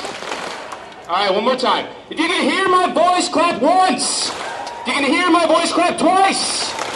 All right, I'm very excited to be here with y'all today. And I think that where we are right now, we need to talk about some history. So, my grandmother was born in Mingo County, West Virginia in 1918. She grew up right down the street from a little town called Mattawan. Has anybody ever heard of Mattawan, West Virginia?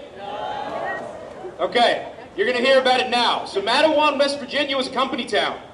Company town means miners got paid in scrip, they shopped at company stores, they lived in company housing. So when the miners got sick of that and they started to organize, the company started sending their goons into town to evict them, to throw them out of their houses, to take away their rights. Now, Mattawan was different than a lot of other towns, because across West Virginia, across Kentucky, across so many towns in America at that time, people were getting turned out. But Mattawan was different because they had a mayor named Cable Testerman.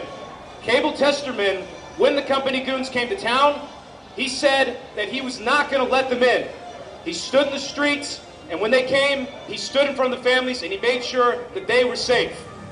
That's the kind of leadership that we need across this country. The kind of leadership that is willing to say, when you come for us, we're going to stand firm and we're not going to let you through.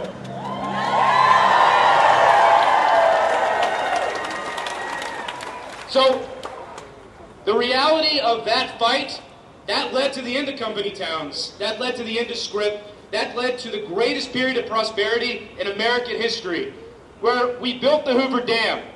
We dredged the ship channel. We built incredible wealth, and we shared it. Working people built that.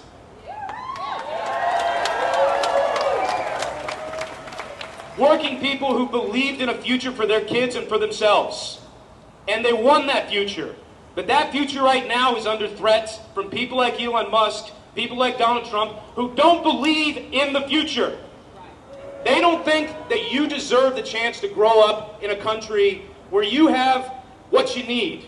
They think that they need another rocket, they need another yacht, more than you deserve an education, more than you deserve health care, more than you deserve your basic constitutional rights.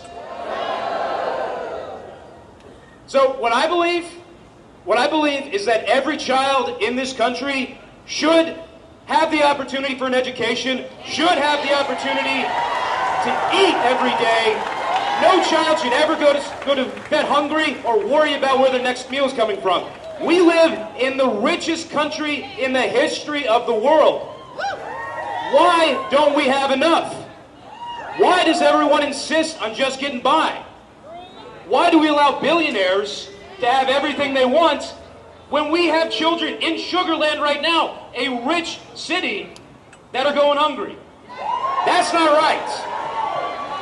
So I believe that we have a better future ahead of us, and I believe we can win. Do you believe we can win? Do you believe that we can win? All right, we're going to say it together. I believe that we will win. I believe that we will win. I believe that we will win. I believe that we will win. So we're going to do this together. What I want you all to do right now, take out your phones. FortBendFirst.com. FortBendFirst.com. Sign up. Fort Bend is where it happens. Fort Bend is the future of this country. It's the fastest growing, most diverse county in the entire country. When we win, it's going to start in Fort Bend. So FortBendFirst.com. Join the movement. Let's win together.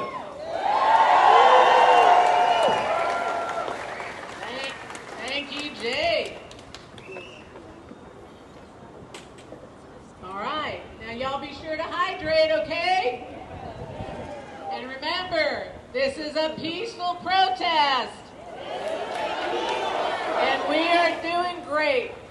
All right. Our next performer is Mark Tiller. Mark is a political scientist, writer, and blogger, but he's also a drummer and singer for the Houston rock band Cover Story. He's not drumming, but he's sharing something really cool with us. Please help me welcome Mark Tiller.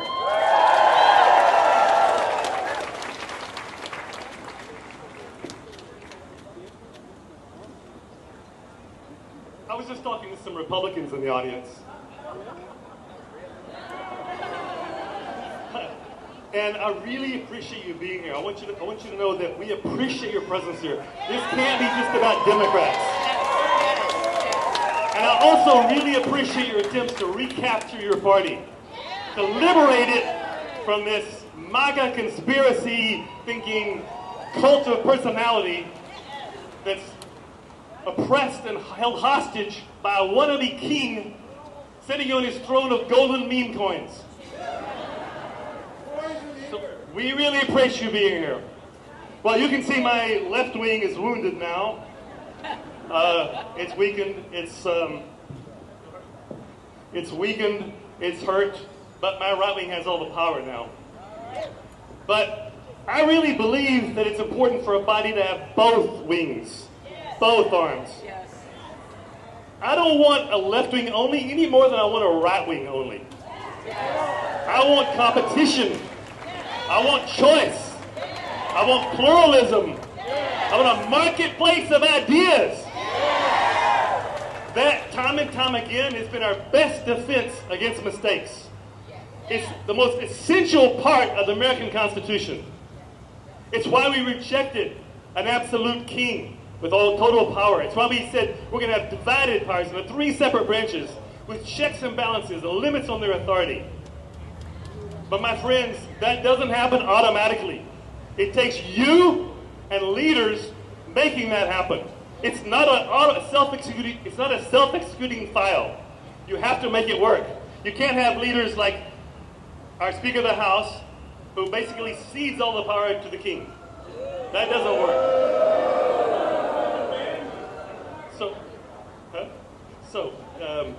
I'm going to sing a little song now. I think you probably know this song. It's called Somebody I Used to Know. but I've changed the lyrics, so I want you to sing the chorus with me. I want you to sing the chorus with me. The new chorus is, now we're just some country that we used to know.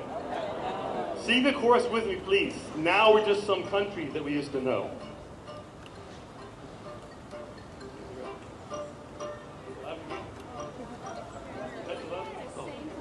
Sorry.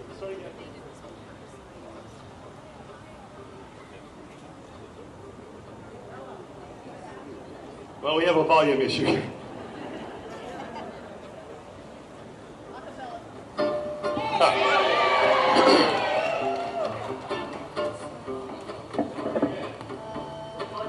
Okay.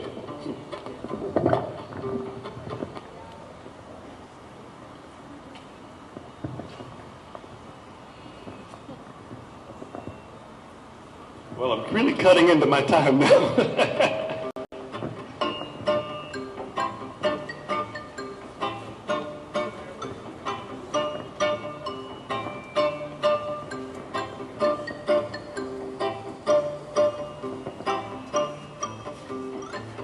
Now I'm gonna think about our Constitution, the one you took the oath of office to defend. Told us all that you were right for us to make America great again. But that was then, and it's the fake we still remember.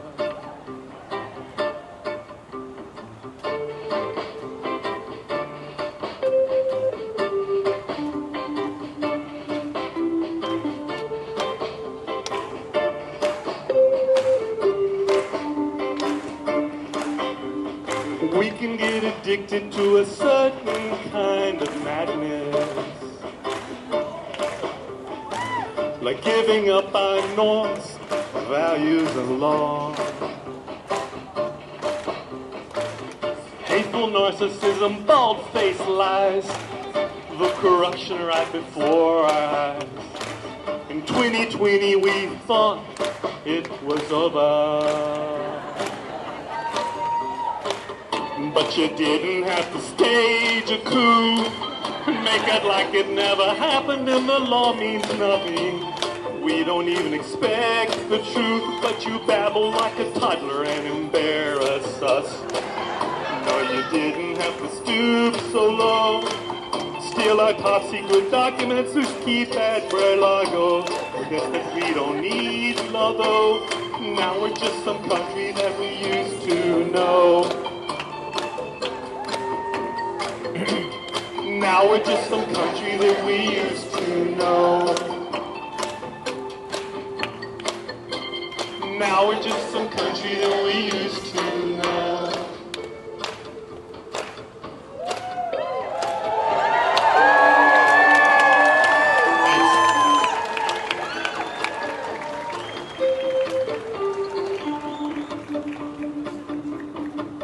Now I'm gonna think of all the times you screwed us over. Insider trading, profiteering, favor to donors. Dunning-Kruger style ignorance, unconstitutional emoluments, destroying all your Republican foes, and I cannot even recognize that party that I used to know. You didn't have to wreck that the inflation deficit's exploding. We don't even need cheap eggs, we don't want your Bible shoes or currency. No, you didn't have to stoop so low, ignore courts and due process, lead a blind loyal cult. I guess that we don't need law though, now it's just some country that we used to know. Now it's just some country that we used to know. Now it's just some country that we used to know. We used to know that we used to know. We used to know some country, So let's save it.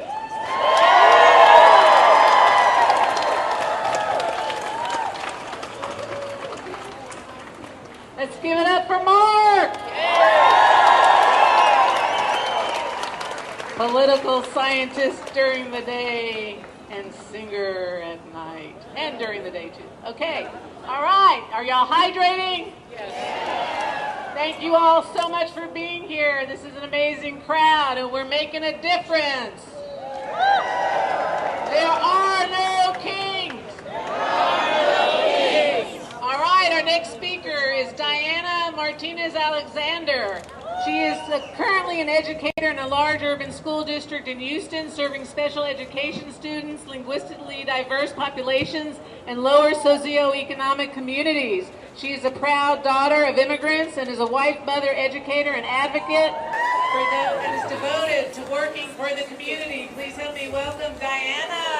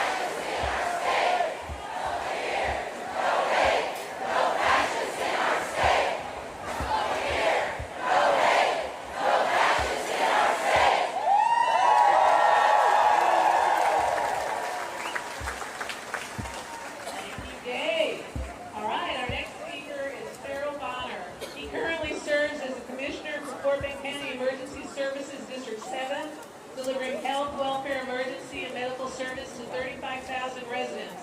A retired U.S. Army combat veteran, Farrell served 20 years with distinction, specializing as a military intelligence analyst in support of the National Security Agency's mission.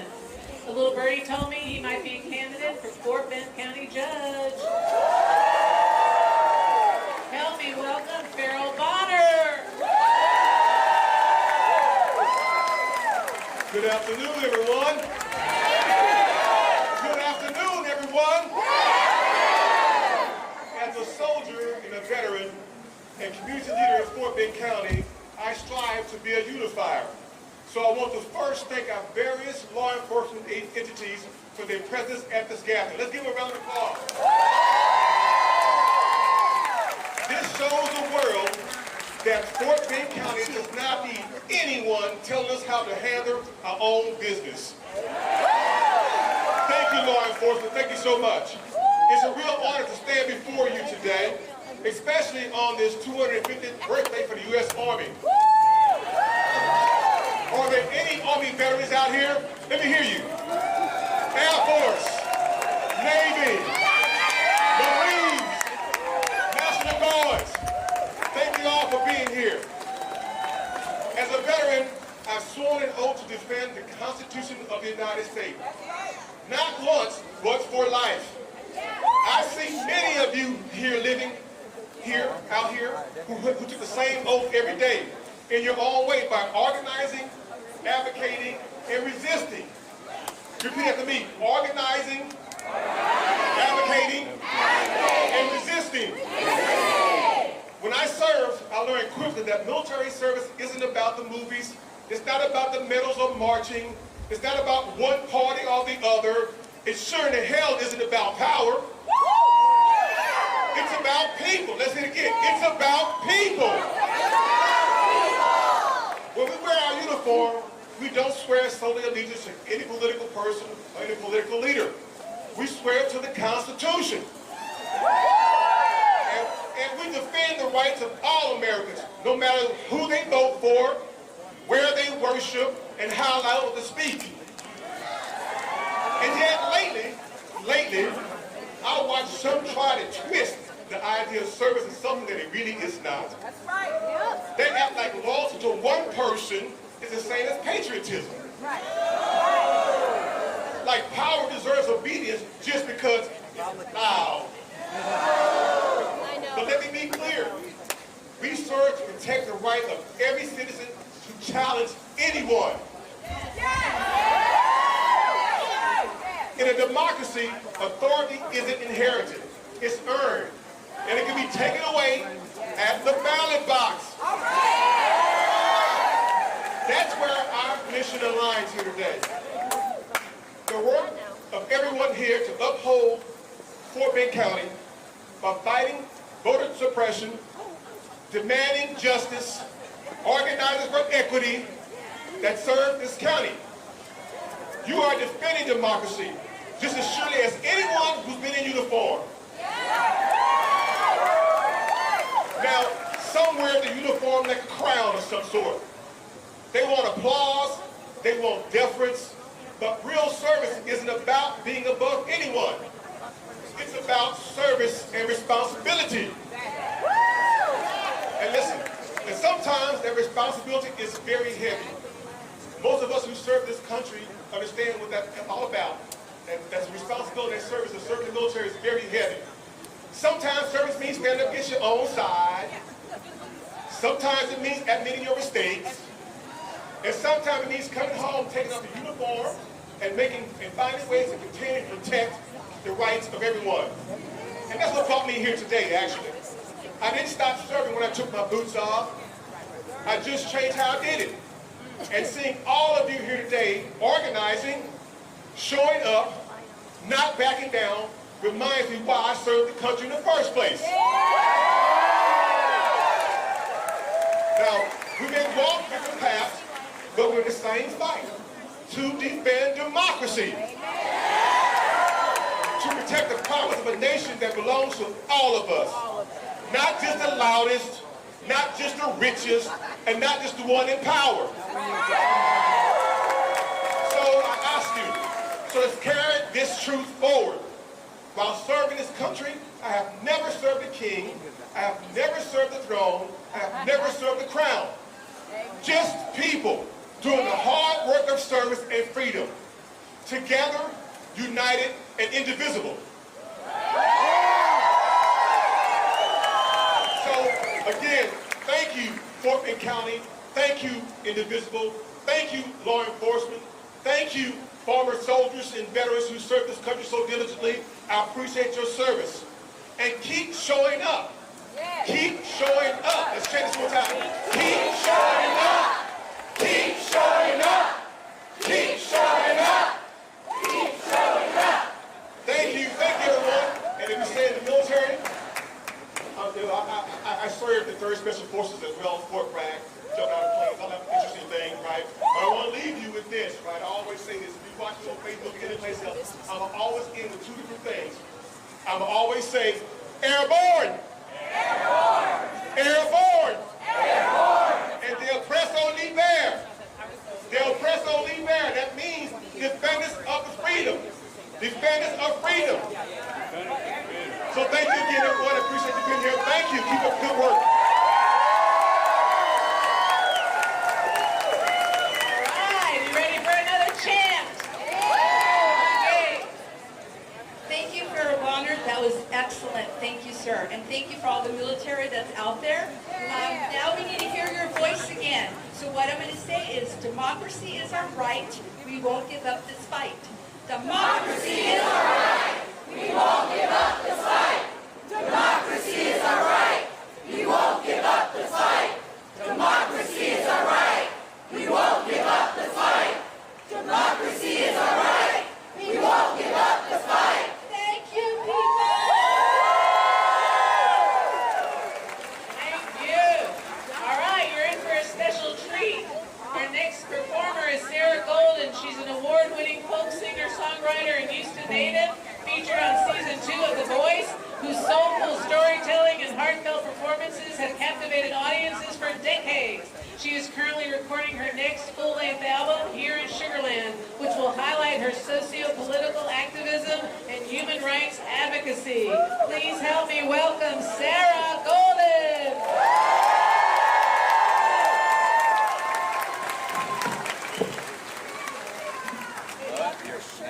You guys are amazing. This is the No Kings protest, and the only king that I'm here to raise up is Martin Luther King. So I wrote this song, and I hope you like it. Just 'cause they said it don't mean a thing.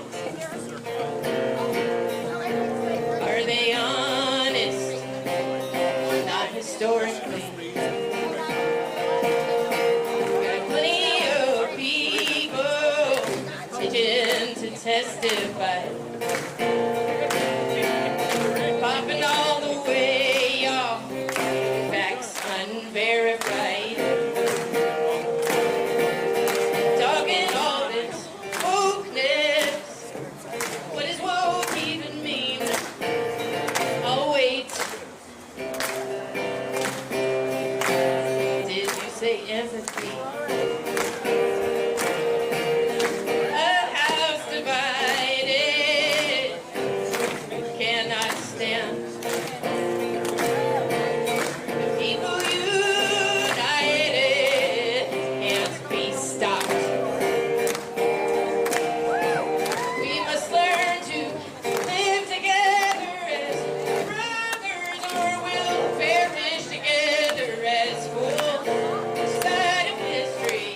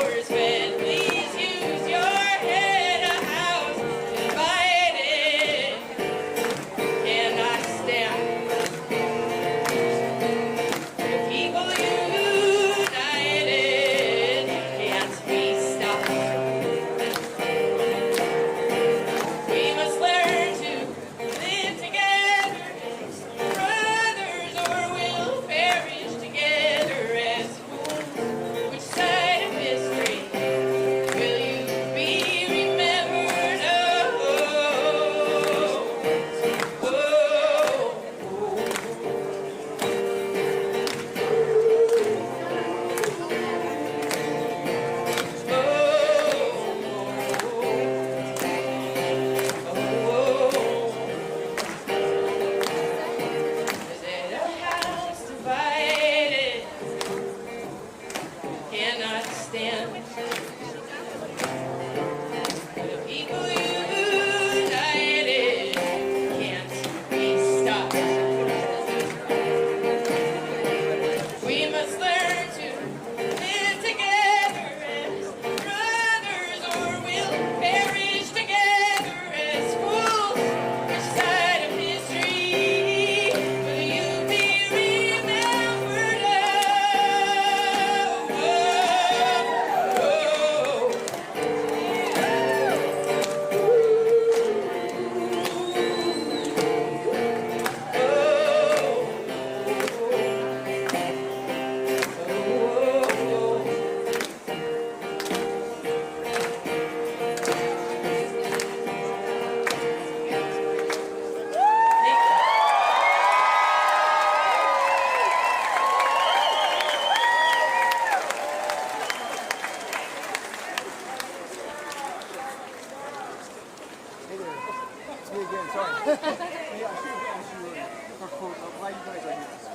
Can you hear me?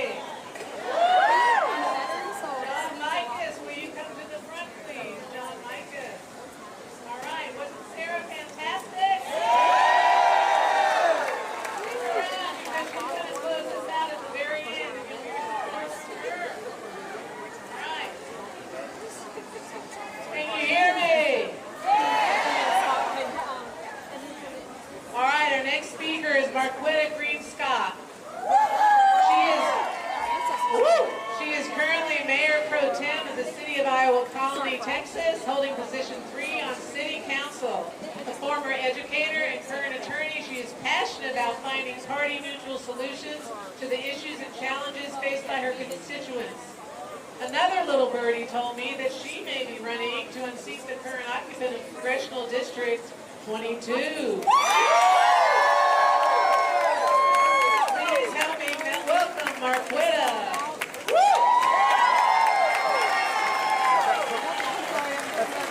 Hello, my brothers and my fellow travelers on this journey of faith and freedom. I stand before you today with a heavy heart, but with a spirit ignited by the undying flame of hope that is implied in our Constitution, the United States Constitution. There are moments in a nation, just as there are moments in our own lives, when we are called to account, when we must look deep into our souls and ask, who are we truly? What do we stand for? This, my beloved fellow Americans, is one of those sacred, urgent moments. Look at our streets, the very arteries of our community. In the sun-drenched, diverse city of Los Angeles, a city built on the dreams of every hue of humanity, what do we see? We see our own sons and daughters, peaceful protesters, crying out for justice, met not with an open ear, but with an iron fist. Our president, Donald Trump, has unleashed the Marines, our own Marines, war to defend this nation from foreign foes upon American neighborhoods. The air, instead of being filled with the sounds of honest dialogue, is choked with tear gas. The hopeful cries of our people are drowned out by the terrifying echo of flashbangs. And why? Why this assault on our own? Because they dared to speak. Because they dared to raise their voices against the cruel, inhumane raids that are ripping families apart, tearing children from their mother's arms. Raids that spit in the face of due process, that mocks the very idea of justice enshrined in our 14th Amendment, treating our neighbors not as beloved children of God, but as nameless threats. midst of this sorrow, while our people suffer, what does our leader prepare? A spectacle, a military parade. Not to honor our heroes, not to celebrate the spirit of our great nation, but to pump up the pride of one man. Tanks rolling, troops marching, a display of might for the ego of a man who would be king. My friends, think on this. Not Lincoln, not Roosevelt, not even Reagan, in their moments of greatest triumph, dared to turn our military into a personal prop. Why?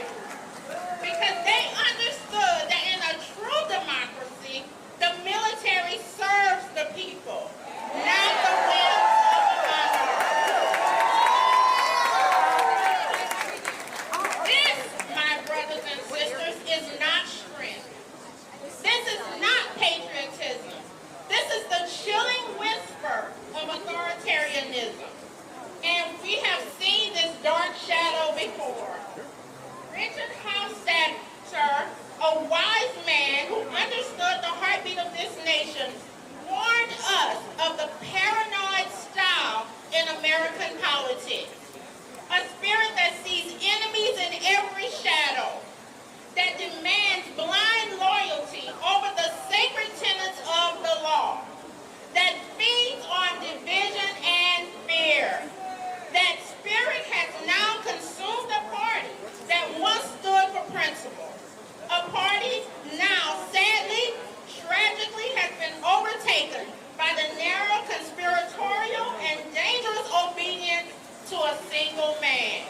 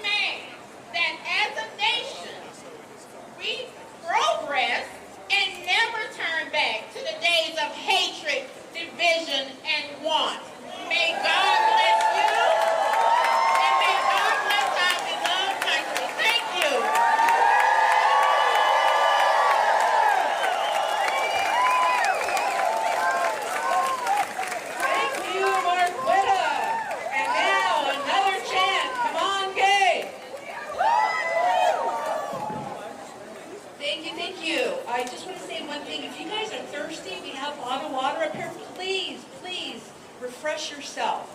Okay, so our next chant will be, ain't no way we're backing down. We're rising up. The time is now. So what I'm going to do is I want you to only do, we're rising up. The time is now. I will say the first. Ain't no way we're backing down. The time is now. Ain't no way we're backing down. We're rising up. The time is now. Louder. Ain't no way we're backing down. We're rising up. The time is now. Louder. Hey, you're so loud that they can hear you across the freeway. Ain't no way we're backing down. We're rising up. The time is now. Thank you.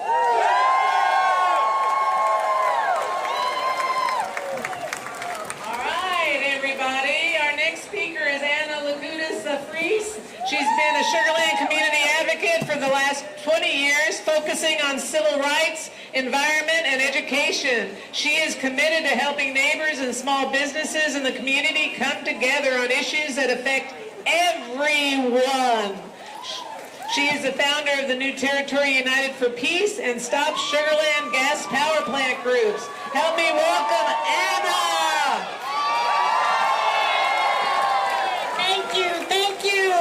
Thank you, Sugar Land. Yes, yes, yes. You know, we are here to, you know why we're here today, right? Because of the first 3 words of the U.S. Constitution. We the people. Say it again. We the people. Say it one more time. We the people. This is why we're here today. You believe that I had to explain to other people why we are coming together today in the Sugar Land Town Square. Yes, my friends, we have a misinformation divide in our country where our neighbors do not know and do not care to know what is going on. So let me send this message to all the people. We are standing here because we belong in a democracy. Yes, yes, yes. We are standing here because we are a nation of laws. We are a constitutional republic that overthrew a king 250 years ago.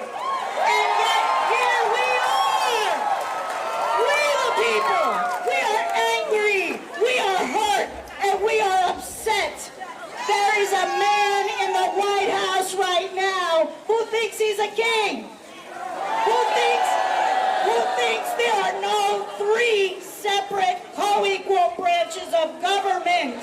Oh, why is that? Because we have a Congress that refuses to do their job. Do your job.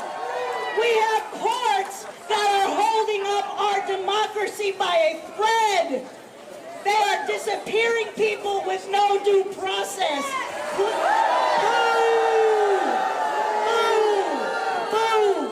We have our courts, but you know what else we have? We the people. You will not stand here and let this happen, nor should you. I have a story today, one of hope, one of resiliency, and one of bipartisan efforts that happened just here in this building. In the city of Sugar Land, we the people came together and elected a new mayor just a few days ago, a week ago today. It was no easy fight. You may hear people call me the power plant lady or even some bad words, but that's okay. We need to speak up when something is wrong. We need to speak up and come together when something is wrong. And I'll tell you this, if we can operate from a common set of facts, it will unite the entire country. Because I can tell you this, no one wants to see the law abused. No one wants to see our Constitution abused. No one wants a king. Whoa.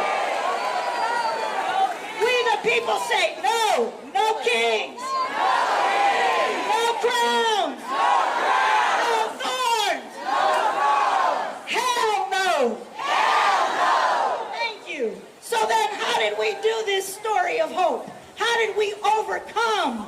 How did we throw out an arrogant establishment in our city that was so disconnected from serving the people that they served profits and developers? Sound familiar? Like in Washington, serving the oligarchs and the billionaires. How did we do it? We did it because we came together, we educated, we inspired, and we tapped each and every person to be an advocate for justice. Each of us has 5 friends. Each of us has 10 friends we can educate. And when those 10 friends become educated, we become 100. And when 100 comes, we become thousands. This is how you make change. It is not easy, it is not pretty, but it is the work that has to be done to protect our precious county, our precious cities, our states, and even our country in large. We the people have the power. The power belongs to the people. Amen. If you're not registered to vote, they have voting registration over there by the trees. If you're coming up on elections, look and see who are the defenders of democracy. Who is standing with the people and not the profits and the special interests and the billionaires? Because those are the people that stand on the ground with you holding those signs. And we need to turn those signs into action. Action speaks louder than words. We the people. Thank you, everybody. Thank you, Sugar Land. Get out and register to vote and be a change. Amen. Thank you, Anna. Woo! The power of the people. Woo! There are no kings. No kings.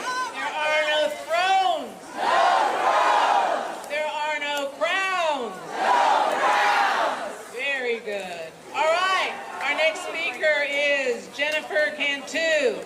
Dr. Cantou is a passionate advocate for change. Since 2017, she has proudly served as a local precinct chair, where she has worked tirelessly to empower her neighbors and ensure that their voices are heard. Please help me welcome Jennifer Cantou.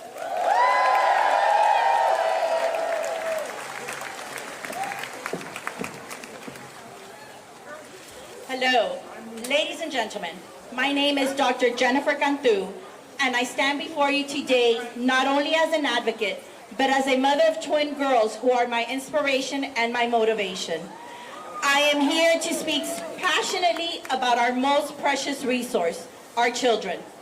In a world often dominated by those in power, we must rise together, united in our belief that every child deserves not a chance, but a promise of a brighter future. Public education is our greatest equalizer, but only when it is fair for all of our children. It is outrageous to witness our tax dollars being squandered on frivolous parties while the man in the White House is spending millions on his own indulgences. Meanwhile, children, innocent, hopeful, and full of potential, are left to navigate a system that fails to protect them. We cannot stand idly by as our leaders prioritize their own interests over the well-being of our future generations. We must stop Trump and his administration from diverting our attention and resources away from what truly matters, our children. As a mother, I know firsthand the importance of early intervention programs. As my daughter was born with an autoimmune disorder, and thanks to the support of programs like Early Childhood Intervention, ECI, and the commitment of our public education system, she stands here today as a young tween who loves to dance. This transformation is a testament to what could happen when we invest in our children's futures. In this age of noise and distraction, let us not get overwhelmed. We must stay laser focused on our mission. We must demand that our resources are directed toward early intervention programs that ensure every child has access to the support they need. Imagine a world where every child can thrive, where no child is left behind due to circumstances beyond their control. This is not just a dream, it is a necessity. Our children are counting on us to be their voice, the champion of their rights, and fight for the opportunities they deserve. Let us be the change makers, the advocates who refuse to accept anything less than a system that prioritizes compassion and equity. We are the guardians of their dreams, and it is our duty to ensure that our collective resources are allocated to programs that uplift and empower every child. Together, we can create a legacy of hope, a legacy that shouts from the rooftops, no kings, no thrones, and no crowns. Only a united front dedicated to protecting our children and ensuring their futures are bright and full of promise. Let us stand together and make our voices heard. We are the change we wish to see. Thank you.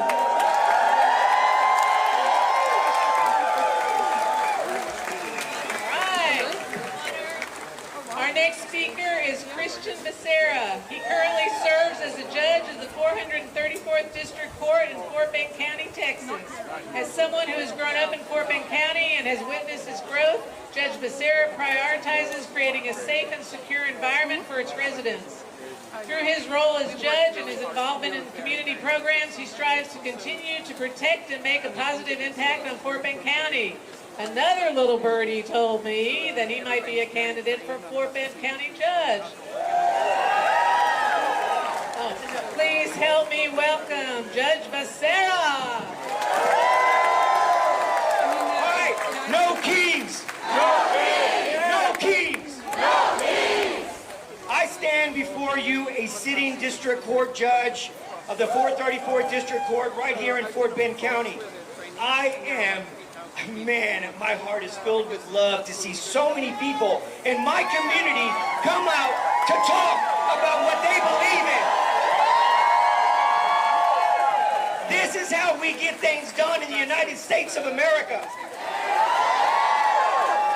I was asked to talk about the rule of law. Let me tell you something. I believe in the Constitution of the United States of America. I believe in the rule of law. Not only when it's convenient for me, all the time.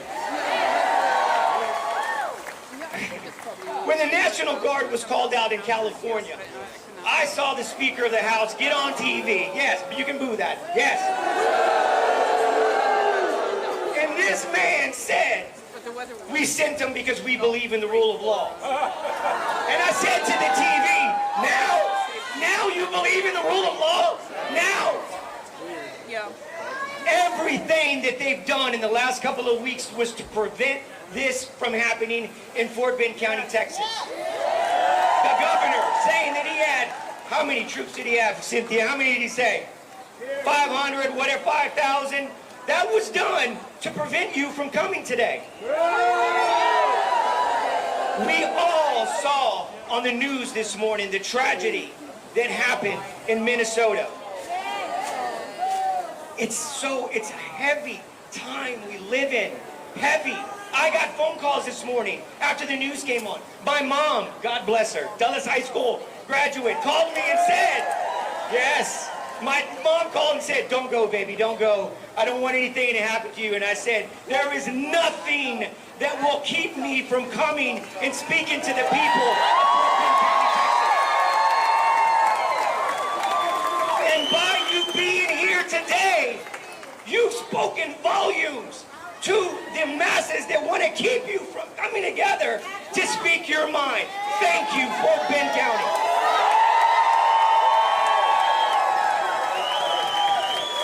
Back to the rule of law. Too many times we elect people that feel that they're not ready for the position that they get put into. So every day they get into office, they try to manipulate the system to keep that power. We've got to do better. We've got to get out and vote. We continue to go back and forth in Fort Bend County, but what I want you to do, ask for debates, ask questions, make sure that the people that are taking office are ready to hold those positions, because then we can focus on the work that is needed. And now I'm going to speak to you as Fort Bend County residents. We live in a time of anger, of fear, of despair. I cannot tell you again how much love is in my heart to see you out here today. But I don't see it that way. I am motivated every day I turn on the TV to do more. To do more. To stand up with you, the citizens of Fort Bend County, to do more. We live in the most diverse county in the United States of America. Look around. Look around right now. Look at all of your brothers and sisters in Fort Bend County. From every walk of life, from every culture, from every religion, coming together to have your voice heard. It's important. We must continue the fight. But hear me now. We have an opportunity in Fort Bend County. We're 50% red, 50% blue, the most diverse county in the United States. But if we can find a way, to come together as a community, to make our community the best that it can be, and put away all the differences, because I guarantee you that our similarities far outweigh our differences. If we can do that here in Fort Bend County, my home, the home of my parents, the home of my grandparents, the home of my children, don't we become the blueprint for the rest of the United States of America? Stand up. I stand with you today. I'm happy to be here. Continue this. Don't stop. We have elections coming up in 2026. Everybody has to get to work and get out the vote. I love you guys. Thank you. No kings! No kings! Thank you. All right. Are you hydrating? We have water on either side of the stage, and we have people with carts that have water bottles. Please take care of yourselves. All right, thank you all so much for being here. This is great. We are getting towards the end of our lineup, and we have a few more things to do. We've got several more speakers, and we appreciate you being here so much. I want to remind you all that you should call your lawmakers every week. There's an app called 5 Calls. How many of you are familiar with it? Woo! Use that. It makes it really simple to call them and let you know what you're thinking. If you don't know what to say, it has a script for you. And if you know what to say, then say it.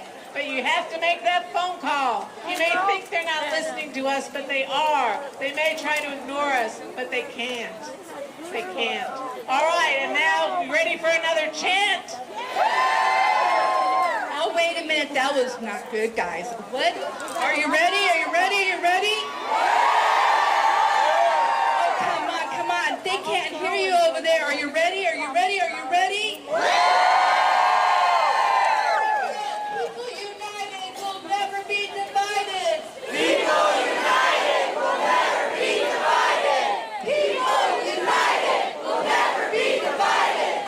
People united will never be divided. People united will never be divided. Thank you, neighbors.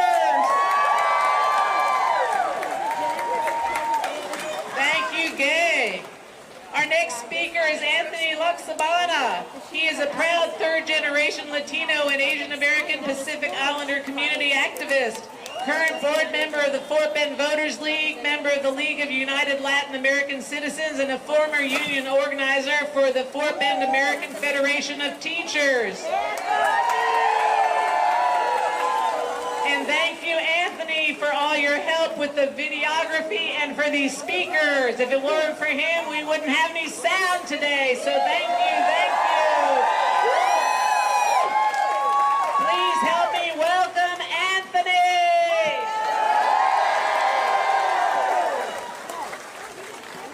Fort Bend County, I want to do a chant too. Here's my chant. Fear is not a policy. Fear is not a policy. Fear is not a policy. Fear is not a policy. Woo! Give yourself a hand, yeah! All right.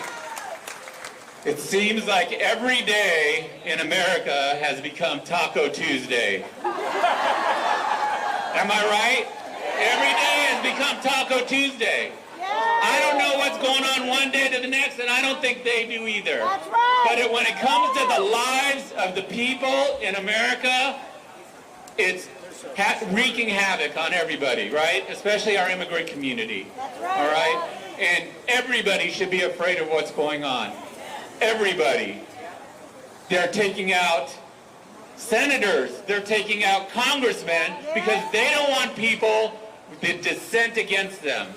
They're threatening groups like this with arrest and making it violence and making it afraid to assemble or dissent, and we're not going to put up with that, right? Are we going to put up with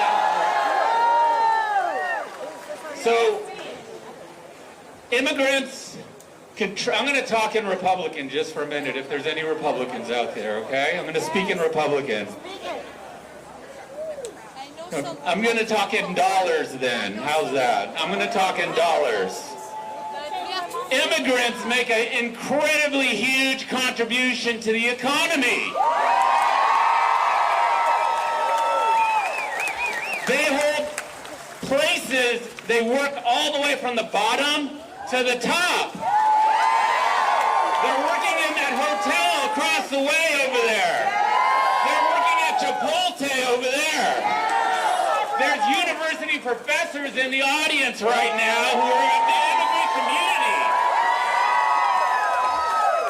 Now, I noticed the other day somebody must have put a bug in Trump's ear because he said, well, maybe we need to do something about the farm workers and the hotel workers. Taco Tuesday again, right? What is ICE gonna start doing, giving a questionnaire before they lock people up and rendition them off to El Salvador or Sudan? No, I don't know how they're gonna do it. We need policy. You know, they helped create this problem, right? And the policy is not that people come over here looking for a better life. The policy is not that people are willing to risk life and limb and their children to travel thousands of miles to come to that shining city on the hill. Do you all remember that? That was a Republican thing. Sorry, I said it again. The shining city on the hill to come here to make better lives, to contribute to this society here. This great community that we have. That's right. Right? And what they do is they try to divide us. They pick out a community. They pick out immigrants. They pick out the LGBTQ community. Right? But pretty soon, they'll pick you out too. That's right. They'll pick you out too. So we need to stand together. We cannot be divided. You know, that's why I'm so proud to see so many people here today out here. Now I said I was going to talk in money, right?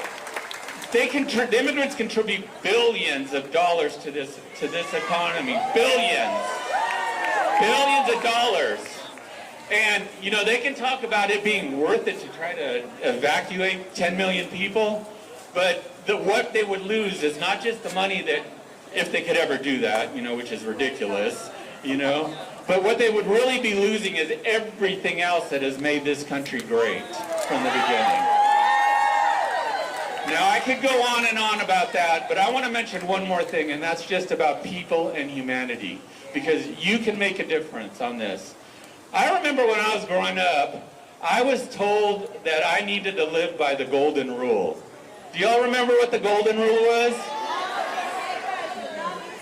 Yeah, exactly. What happened? This country used to be about that. We used to teach our kids about that. And it doesn't have anything to do with what religion you follow or, you know, where you stand in the community. It was just a philosophy that we followed, that good people followed. Well, I really appreciate all you good people out here. And I want you, please, we can make a difference. And the way we can make a difference and stand together is by voting. We can vote. And the last few weeks, we've seen that weak people in elections that make the biggest difference, local elections, that we can impact our community. The school board election, we got people on that have common sense, that look like our community. They look like our community. The city council, somebody who cares about the air that our children will be breathing in. Elections make a difference. More people did not vote in this last presidential election than voted. That's right. And why? They need to have a reason. We need good candidates. Some of them are standing right out here in the audience right now. But just take the first step. Go see the Moms Against Violence over there. Go see them and go register to vote if you're not registered. Or go make sure you put in a new registration that has all your accurate information on it so that you won't have any problems when these laws they're making in Austin to keep you from voting happen. All right, give yourselves a big applause. I appreciate you. Bergman! Thank you, Anthony. All right, are you staying hydrated? We have water to the left and we have water to the right, so be sure to get something to drink if you haven't already. Okay, so are you ready for our next speaker? All right. Our next speaker is Jason Bergman. He's an Army vet who served between 1990 and 1994. He's a small business owner and has been involved with local and grassroots organizing since 1997. When he volunteered with the Progressive Voters in Action. He believes it is possible to out-organize a bigger and better funded opposition and lives by the motto, nothing beats hustle. Please help me welcome Jason. Thank you very much. Thank you. Good afternoon. You know, I don't know about you, but I am sick and tired of seeing my tax dollars get spent throwing a vanity parade for this president.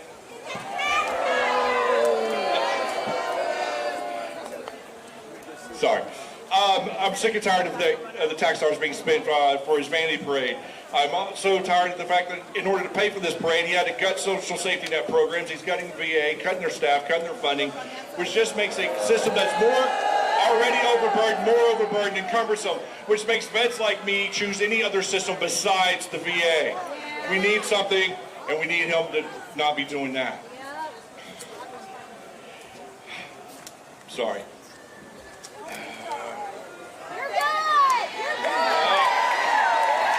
I remember back on June 26, 1990, I raised my hand and I took an oath that says that I will protect and defend this Constitution of the United States of America from all enemies, foreign and domestic. Yes, sir! My oath was never to one man. My oath was not to a king. I shall not bow to a pretender, nor shall I bend the knee of tyranny. I never once thought that the enemy, the domestic enemy, was going to be anything more than overheated, hyperbolic political rhetoric about our differences. But here we are today. Today is the U.S. Army's 250th birthday. While it should be celebrated, and it should be a day for the soldiers to celebrate, instead they are being asked to participate in a vanity parade for the Imperial President's birthday. Today's parade in D.C. isn't about celebrating the United States Army. It's about feeding the ego of one Donald J. Trump. Since he took office, he has demanded loyalty not to the Constitution or the institutions of government or the military, but to himself. Only kings and only authoritarians demand personal loyalty. He has worked to circumvent the legislative branch of government by issuing more than 162 executive orders, choosing to govern through fiat. Only tyrants do that, and he is a tyrant. His constant attacks and threats against the judicial system, anytime a judge rules against him, is the hallmark of tyranny. In this country, we have the right to dissent with judicial decisions. In this country, we do not attack the judge by insinuating or stating that every judge ruling against you is an activist or on the take or are otherwise corrupt.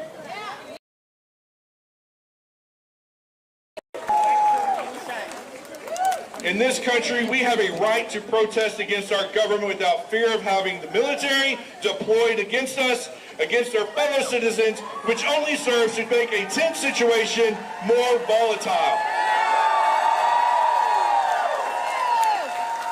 The vitriol's only purpose is to divide us further. Right now, across this country, despite the best or worst efforts, his best or worst efforts, there are hundreds of protests just like this taking place. Right now in D.C., there are veterans who still take their oath seriously as they are standing in protest and defiance of the imperial president and his parade. 250 years ago, we broke the shackles of one king. We shall not place the shackles of a new king on. Not today, not tomorrow, not ever.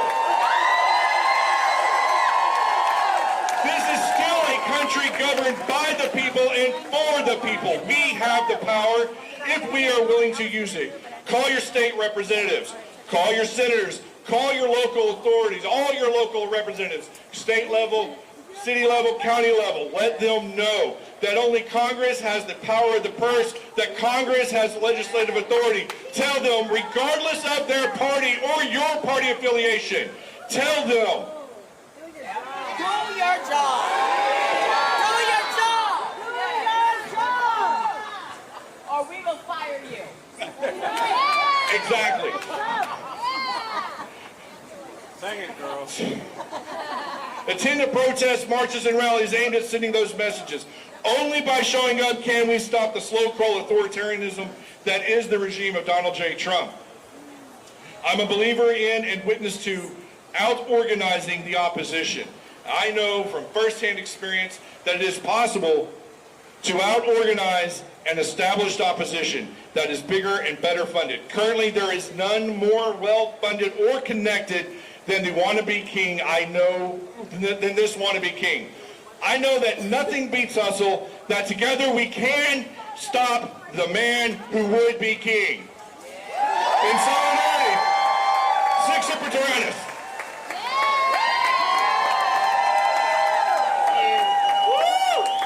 All right, before I bring Sarah back, and we have one speaker after her, and then we're going to close it out after Chris.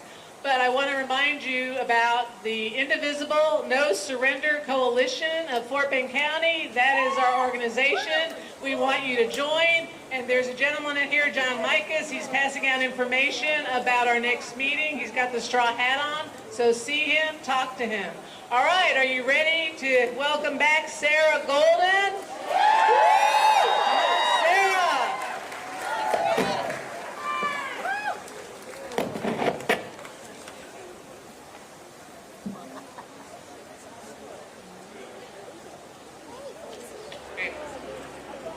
Hello again. How are you guys and gals and folks? As a Sugar Land resident, I'm so proud to see so many of my friends and neighbors here. Thank you guys so much for being here, for doing the right thing, standing on the right side of history. It's a big deal. I'm going to do a sing-along here. I'm going to try and feed you some of these words. If you sing along if you know it.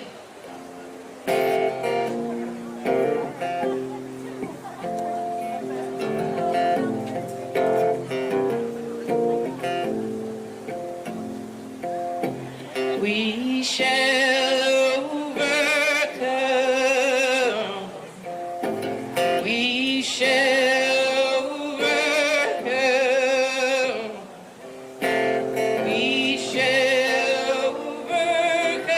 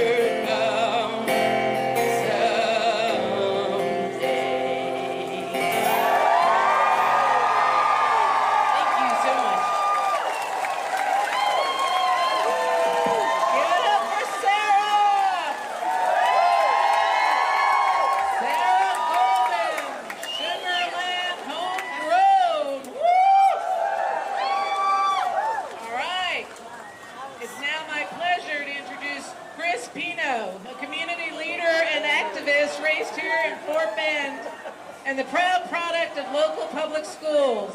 He got his start in politics a decade ago as a student organizer, from fighting gerrymandering in county government to organizing Fort Bend's first ever Pride Festival. Chris is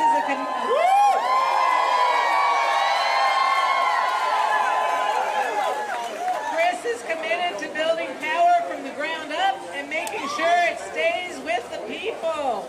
Help me welcome Chris.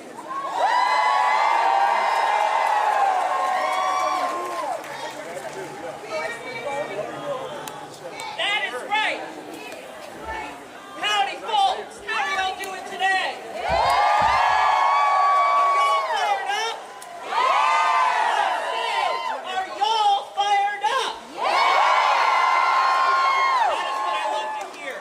It is great to see so many familiar faces in this crowd, but it is even better to see hundreds and hundreds of unfamiliar ones. So if this is your first time showing up, standing up, and speaking out, thank you for being here. Thank you, and do not let it be your last.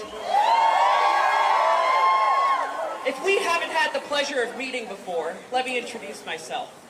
My name is Chris Pino. I am 25 years old, and I am a future elected official. I am the proud son of Fort Bend County. I have called this place my home since I was 8 years old. Closer to the mic, got it. I am the proud product of Fort Bend County's public schools. I got my starts as an organizer at age 15 at Seven Lakes High School, combating gun violence and getting my friends and classmates involved in the political process. Little did I know, that would bring me all the way to Washington, D.C., where I had a chance to study in the nation's capital and work in Congress. Little did I know that would also bring me back here to Fort Bend County in service to the community that raised me, working for our local elected officials, including Judge Christian Bisera, who is here today, and our fantastic County Commissioner, Dexter McCoy. And now I work for the largest nonprofit in the state of Texas, running a program that helps everyday people like you get involved in the political process. And in the last year alone, we have registered thousands of students to vote. And we have reached voters 350,000 times. But I'm not here to talk about myself, and I'm certainly not here to pitch myself as a candidate. I am here to remind everyone of the gravity of what we're here to talk about. It is not lost on me, the significance of this day. 250 years ago, our founding fathers were protesting much like us. The U.S., our great country, was founded on the pretense of protest. Tell me if this sounds familiar. A tyrant king imposing tariffs on the people, depriving them of representation and responding to protest with violence. Does that not sound familiar to y'all? This is not, what we are doing here today is not just history. It is the foundation of the greatest country that this planet has ever known. So when we speak out, we're not just protesting. We are keeping the American dream alive. Now, folks, listen. The naysayers are going to go on Fox and OANN and say that we're a bunch of un-American radicals. We will not let them take our patriotism away. Standing up and protesting when your government is not listening to you is just about the most American thing we can do. And if you disagree, your qualm's not with me. Your qualm's not with our amazing organizers who put this event together from nothing. Your qualm is with the founding fathers who put freedom of speech right at the top of the Bill of Rights, and they put it there for a reason. As I look out on this crowd, every single one of you is a red-blooded American, not for waving a flag in a military parade, but for fighting what that flag represents. Fighting for what that flag represents. Freedom, justice, and power to the people.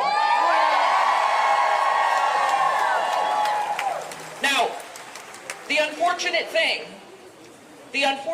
is that nothing that I say on this stage will change what is happening.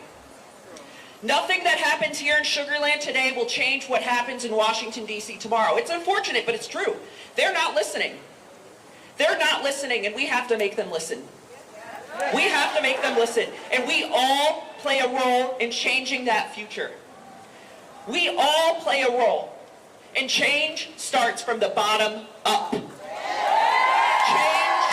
starts at the local level and brews its way up all the way to Washington, D.C., all the way to Austin. That is how we get the change that we desire. And I am here to remind everybody here that Trump is not the only wannabe king. We have many here in Fort Bend County. We have many wannabe kings here in Fort Bend County. We have no kings.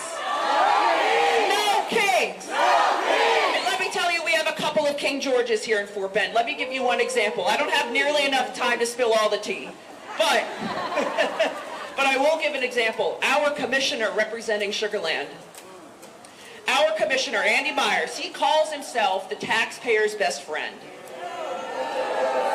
He calls himself the taxpayer's best friend, and then he goes to the commissioner's court and tries to ram through a gerrymandered maps that would deprive our communities of representation, and that would cost the community, the hard-working taxpayers of Fort Bend County, millions of dollars.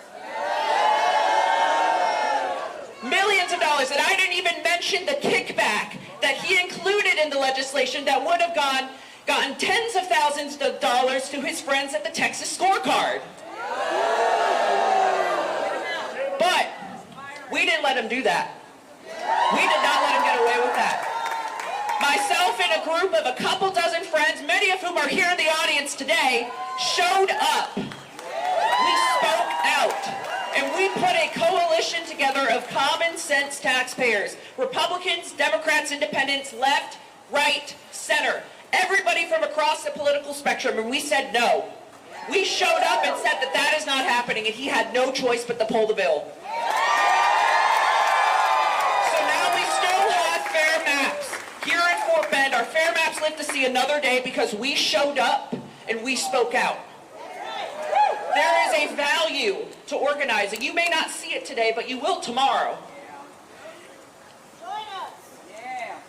But that also means we have to copy and place this playbook everywhere.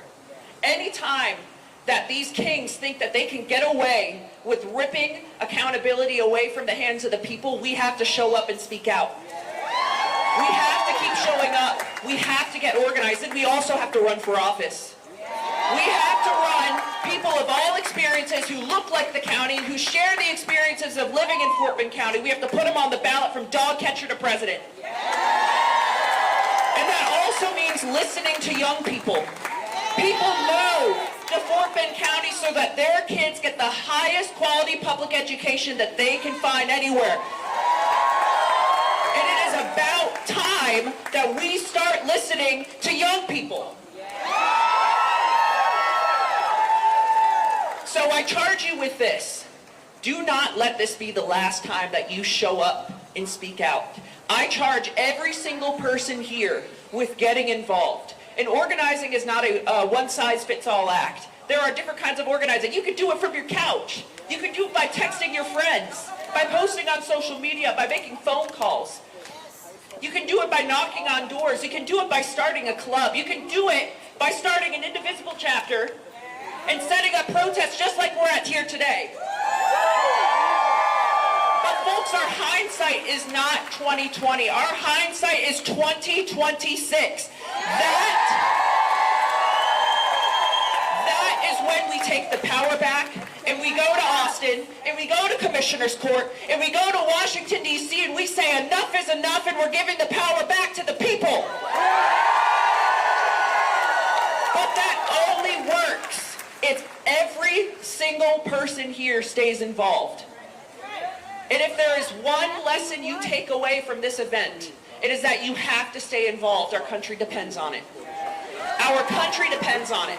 Our county depends on it. And yes, our state depends on it too.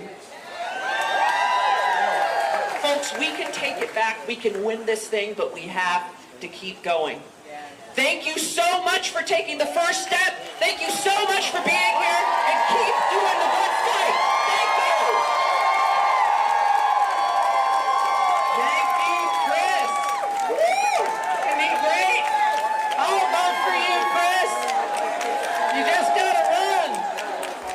Okay. No kings, no kings, no kings, no kings, no kings, no kings, no kings, no kings, no kings, no kings. All right, everybody. Did we have a peaceful protest today? And not one of us got paid, did we? No! We're not paid, we're just pissed. All right, I'm going to invite Terry Webster back up here. She's going to talk a little bit more about Indivisible No Surrender Coalition, and then we're going to wrap it up. Thank you for staying. Please don't leave until we're done, but we have to be out of here after that. And it's also, too, we are charged with cleaning up the trash. So I think you've been really good about picking out after yourselves, but if you see trash, please pick it up and put it in the trash cans. Thank you so much, and here is Terry Webster. Sugarland! Okay, I got to get this straight. There we go. There we go. First off, I want to thank the most important people here, and that is each and every one of you. Second, I want to thank our amazing volunteers that stepped up to help us out here today, giving out water, cards, helping to pick up trash, our marshals, everyone. Thank you guys so much. I want to introduce you guys to one of the best teams, as far as I'm concerned, that any Indivisible group has to offer. And I don't say that because I'm biased, of course, but I am. So where's everybody?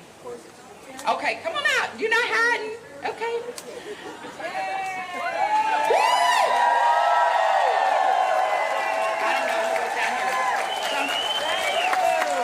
Okay, while they're making their way up here, I also want to say another special thank you. I know Jan did it earlier, but listen, when we decided to get started, we didn't know kind of what we were doing. Everybody up here, they're lifelong political activists, active in the community.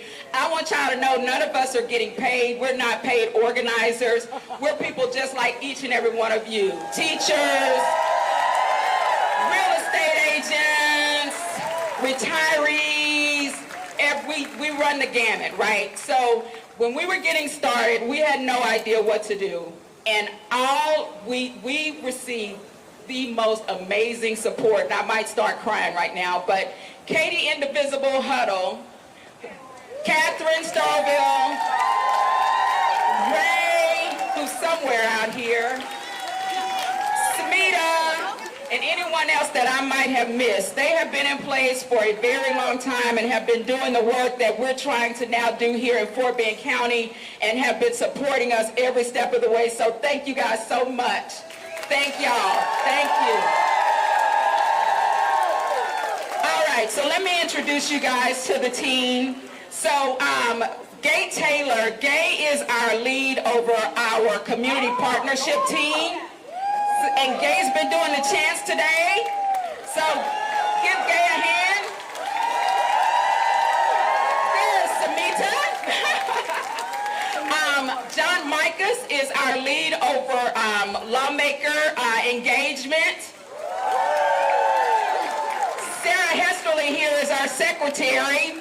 She keeps us straight.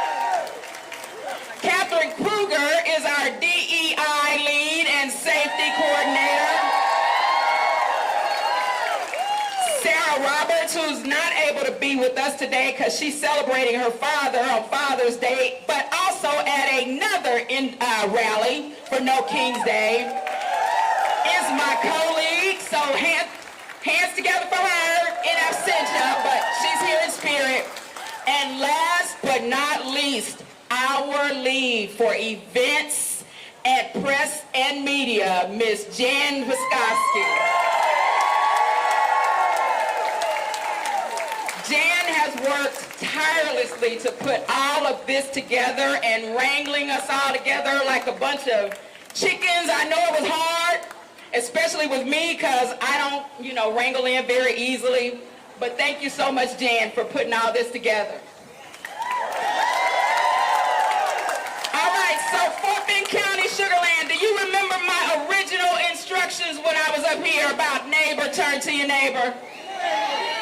All right, well, as we close out, we're going to do a little bit more of that, and we're going to finish strong, okay?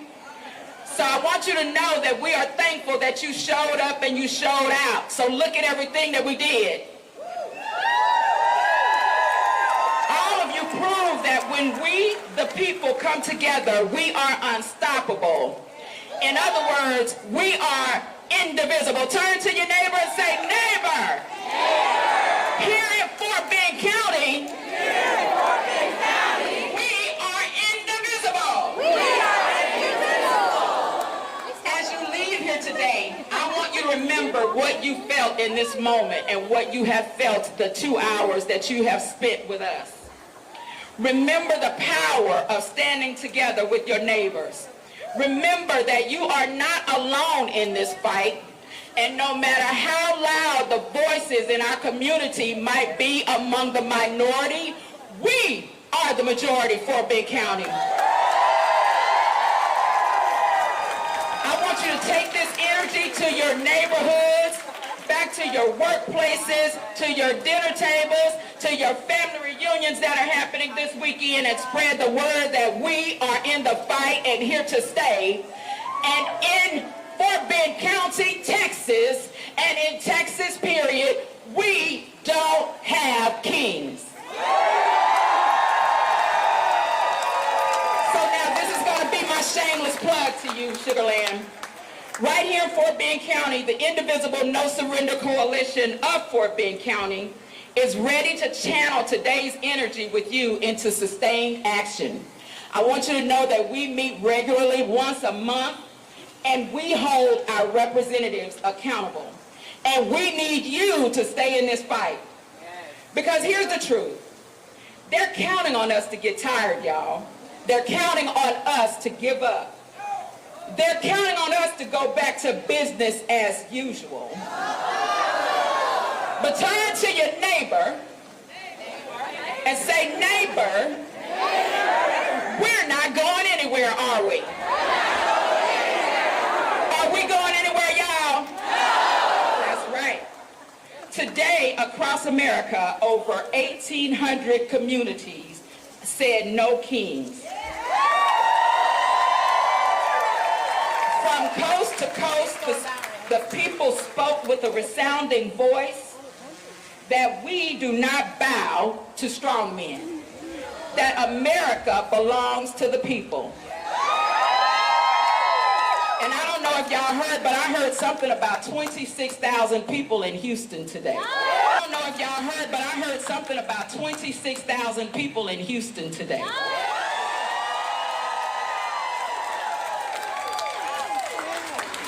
So listen, when you leave here, stay connected. Join us at Indivisible, or join a movement. Bring your family, bring your neighbors, because this movement grows stronger with every person who decides they have had enough. I'll remind you that the founders who created our army 250 years ago didn't just fight once and went home. They built a movement. They sustained resistance. They never gave up on the idea that this country could be governed by the people and for the people. And neither will we. Fort Bend County, you came here today and declared, we don't bow to kings. We don't accept authoritarianism. We don't surrender our democracy. An Indivisible No Surrender Coalition of Fort Bend County, our mantra is no surrender, not now, not ever. Y'all come to our next meeting because y'all sound good to me. Now, Let's go build the movement that wins our country back, because, say it with me, no thrones, no crowns, and no kings. Thank you,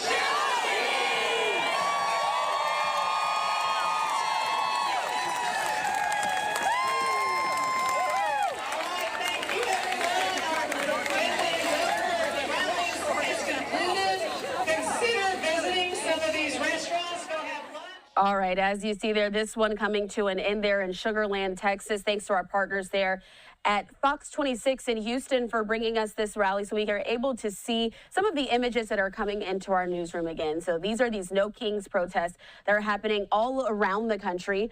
We're trying to keep you updated here on our screens as well, just of some of the places that